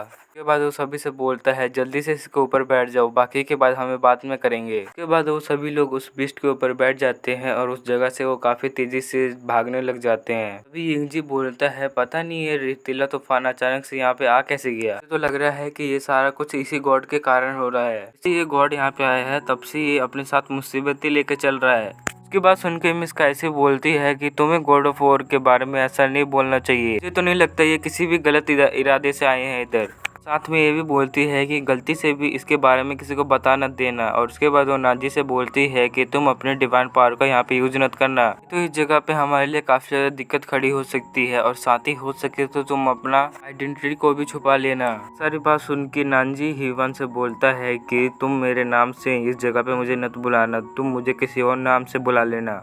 नानजी की ये बात सुन के तो ईजियो काफी ज्यादा खुश हो जाती है और वो बोलती है कि अब मैं तुम्हें जैसे इलाहे बुलाऊंगी। इस बात को सुन के नानजी बोलता है, ठीक है, जो तुम्हें ठीक लगे उसी नाम से मुझे पुकार लेना। अभी एक गुफा में एक बैरियर लगी होती है, उसको पार करके वो उस गुफा में आ जाते हैं। और उसके बाद मिस काइसी उनको बताती है कि इस जगह पे नाम गॉड पनिशमेंट डेजर्ट है। यहाँ पे पानी की तो बहुत ही ज्यादा समस्या है और यहाँ पे बारिश नहीं होती, बल्कि यहाँ पर फायर की बारिश होती है। और इस जगह पे जो बैरियर बना रखा है उसको तुमने ही बनाया था। वैली के अंदर आने के लिए तुमने रास्ता इसलिए छोटा बनाया है क्योंकि वैली के अंदर से ज्यादा लोग ना आ सके। हमारी वजह से मूवन वैली में सभी लोग काफी ज्यादा खुशी से रहते हैं, मैं तुम्हारे दिल से शुक्रिया करती हूँ। नानजी बोलता है, हीवन सच में तुमने पास्ट में काफी ज्यादा अच्छे काम किए हैं। मिस काइसी बोलती कि हीवन तुमने जैसे ही बैरियर सेट किया वैसे तुम इस जगह से गायब हो गई थी। उस दिन के बाद मैं तुम्हें आज ही इस जगह पे देख रही हूँ। तभी मोइन उनको पीछे मुड़ के बोलता है कि मोइन विलेज के अंदर पहुंच चुके हैं। अभी हम नेक्स्ट सीन में सिटी लॉर्ड का सीन दिखाया जाता है।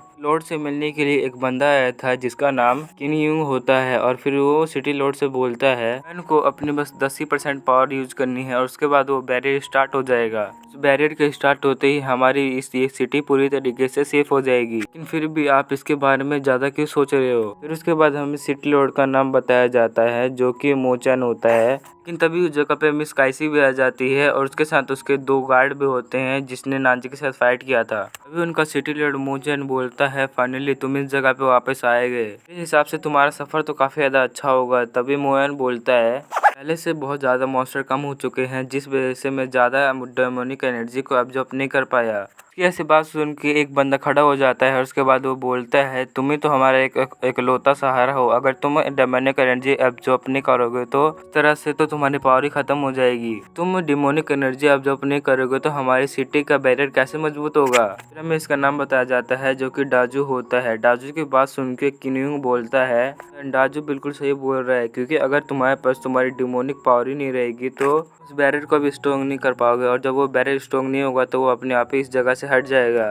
सभी की ऐसी बात सुन के तो मोयंग को काफी ज्यादा गुस्सा आ रहा था, लेकिन वो अपने गुस्से को कंट्रोल करते हुए बोलता है, जब से इस गॉड पनिशमेंट डेजर्ट में आया हूँ तब से तुम दूसरों का सेक्रीफाइस कर रहे हो। तुम्हारे पास इतनी ज्यादा पावर ही नहीं है कि तुम इस डेजर्ट के अंदर होने वाली मुसीबतों का सामना कर सको। मेरे पास इतनी पावर है कि मैं अपनी पावर को यूज करते हुए उस बैरियर को ठीक कर सकूं, बेशक मेरी इसमें जान क्यों ना चली जाए। इस बात को नांजी और हीवा बाहर से सुन रहे होते हैं। जो उसकी बात सुन के अपने मन में सोच रही होती है, मुझे नहीं पता था कि उसमें इतनी ज्यादा हिम्मत होगी, लेकिन सच में ये डेजर्ट तो काफी ज्यादा खतरनाक है। जाने इस डेजर्ट के चक्कर में इन सभी लोगों को क्या क्या फेस करना पड़ता होगा। ये बाहर भी ये सब कह रही होती है कि तभी मिस कायसी अंदर बोलती है कि मोयन अपनी पावर का यूज करते हुए उस बैरियर को काफी पावर को अपनी लूज कर चुका है। अगर इस बार ऐसा कुछ हुआ तो इस बार तो इसकी जान भी जा सकती है। लेकिन तभी सीट लॉर्ड को पता चल जाता है कि यहाँ पे कोई और भी है जो कि नांजी और हीवान होते हैं। उसके बाद वो अंदर बैठे ही बैठे उन दोनों से बोलता है कि तुम दोनों को यहाँ पे छुपने की कोई भी जरूरत नहीं है। जो उसकी ऐसी बात सुन के तो डर जाती है और बोलते हैं कहीं इसने हमारी बात तो नहीं सुन ली। सिटी लॉर्ड की बात सुन के मोयन बोलता है कि आपको तो पता ही है कि डेजर्ट काफी ज्यादा खतरनाक है। ये दोनों मुझे उसी डेजर्ट में मिले थे, इसीलिए मैं इनको अपने साथ लेके इधर आ गया। इतना वो बोलते हैं कि हीवन और नांजी अंदर आ जाते हैं और हीवन और नांजी को देख के सिटी लॉर्ड को बिल्कुल भी अच्छा नहीं लगता। अभी क्यूनिंग जैसी यूजिया को देखता है वैसे वो सोचने लग जाता है कि मैंने इसको कहीं तो कहीं देखा ही है, लेकिन मुझे याद नहीं आ रहा है कि ये आखिरकार है कौन। तभी डाजू अपने मन में सोचने लग जाता है ये तो हीवान है, और उसके बाद वो सभी को बताता है ये तो हीवान है। फिर उसके बाद वो हीवान के सामने आ जाता है और उसके बाद हीवान से बोलता है तुम इस जगह पे वापस आएगी, लेकिन तुम्हारे साथ ये जो बंदा है वो आखिरकार है कौन? आखिरकार तुम इतने सालों से कहाँ पे थी? हम तुम्हें ढूंढने के लिए काफी ज्यादा कोशिश की, लेकिन तुम हमें मिली ही नहीं। हम सब एक साथ मिलके यहाँ पे काम कर सकते हैं। डाजू की ये बात सुन के मिस कैसी बोलती है, तुम सही समझ रहे हो कि ये हीवा नहीं, लेकिन इसके साथ एक दिक्कत हो चुकी है। बस कोई भी मेमोरी नहीं है, जिस वजह से इसको याद ही नहीं है कि तुम कौन हो। बेहतर रहेगा कि तुम इसके लिए कोई भी दिक्कत खड़ी ना करो। कैसे की बात सुन के क्यूनिंग बोलता है बेशक इसके पास इसकी मेमोरी नहीं है, लेकिन इसके पास इसकी पावर तो होगी ही ना। अपनी पावर का यूज करते हुए ये इस बैरियर को मजबूत बना सकती है। अगर ये मोइन सिटी के बैरियर को फिक्स कर देती है तो मुझे नहीं लगता कि इसे कोई भी परेशानी होगी। अभी जो क्यूनिंग से बोलती है मुझे माफ कर देना है, क्योंकि इस जगह पे मेरी पावर भी काम नहीं कर पा रही है। जो की ऐसी बात सुनकर क्यूनिंग काफी ज्यादा गुस्सा हो जाता है और बोलता है तो क्या तुम इतनी देर से इतने हमारा टाइम पास कर रही थी? लेकिन तभी चारों तरफ से सोल्जर्स हीवान की तरफ बढ़ने लग जाते हैं, जिसे देखते ही जी को गुस्सा आ जाता है और वो सभी सोल्जर्स यहाँ पे नारे लगाने लग जाते हैं कि तुम इधर से बाहर निकल जाओ। और इसके साथ ही वो नांजी को अटैक भी कर देते हैं। लेकिन भाई नांजी हवा में उड़ जाता है और उनको हवा में पेल के नीचे फेंक देता है, जिसे देख के तो सभी लोग काफी ज्यादा हैरान हो चुके थे। तभी एक बंदा एक खाई में गिरने लग जाता है, जिसे देखते ही यूजर अपनी पावर का यूज करने की कोशिश करती है। इस बार उसकी पावर यूज हो जाती है और उस हेलवेव से वो उस बंदे को पकड़ लेती है और उसको ऊपर लेके आ जाती है। ऐसे ही जो अपने हेलवेव का यूज करती है वैसे ही सभी लोग काफी ज्यादा डर जाते हैं। उन सभी को पता था कि हेलवेव की पावर काफी ज्यादा है, वैसे वो अभी यूजर से फाइट भी नहीं कर सकते हैं। साथ ही वो उस बंदे को सेफली बाहर निकाल देती है। इतना सारा तमाशा देख के सिटी लॉर्ड काफी ज्यादा गुस्सा हो जाते हैं और उसके बाद वो अपने ग्रेविटी पावर का यूज करते हुए नांजी और हीवान पे अपने ग्रेविटी पावर यूज करने लग जाते हैं। लेकिन नांजी को होते हुए हीवान का कुछ हो ही नहीं सकता था, जिस वजह से नांजी अपने पावर का यूज करते हुए सभी के ऊपर एक बैरियर बना देता है, जिस वजह से उनको उस ग्रेविटी प्रेशर से कुछ हो ही नहीं रहा था। यूजिया सिटी लॉर्ड से कहती है कि हमें तुम्हारे मामले में घुसने की कोई भी नहीं पड़ी हुई है, हम यहाँ पे अपना सामान कुछ ढूंढने आए हैं। जैसे ही वो सामान हमें मिल जाएगा वैसे ही हम इस सिटी को तुरंत ही छोड़ देंगे।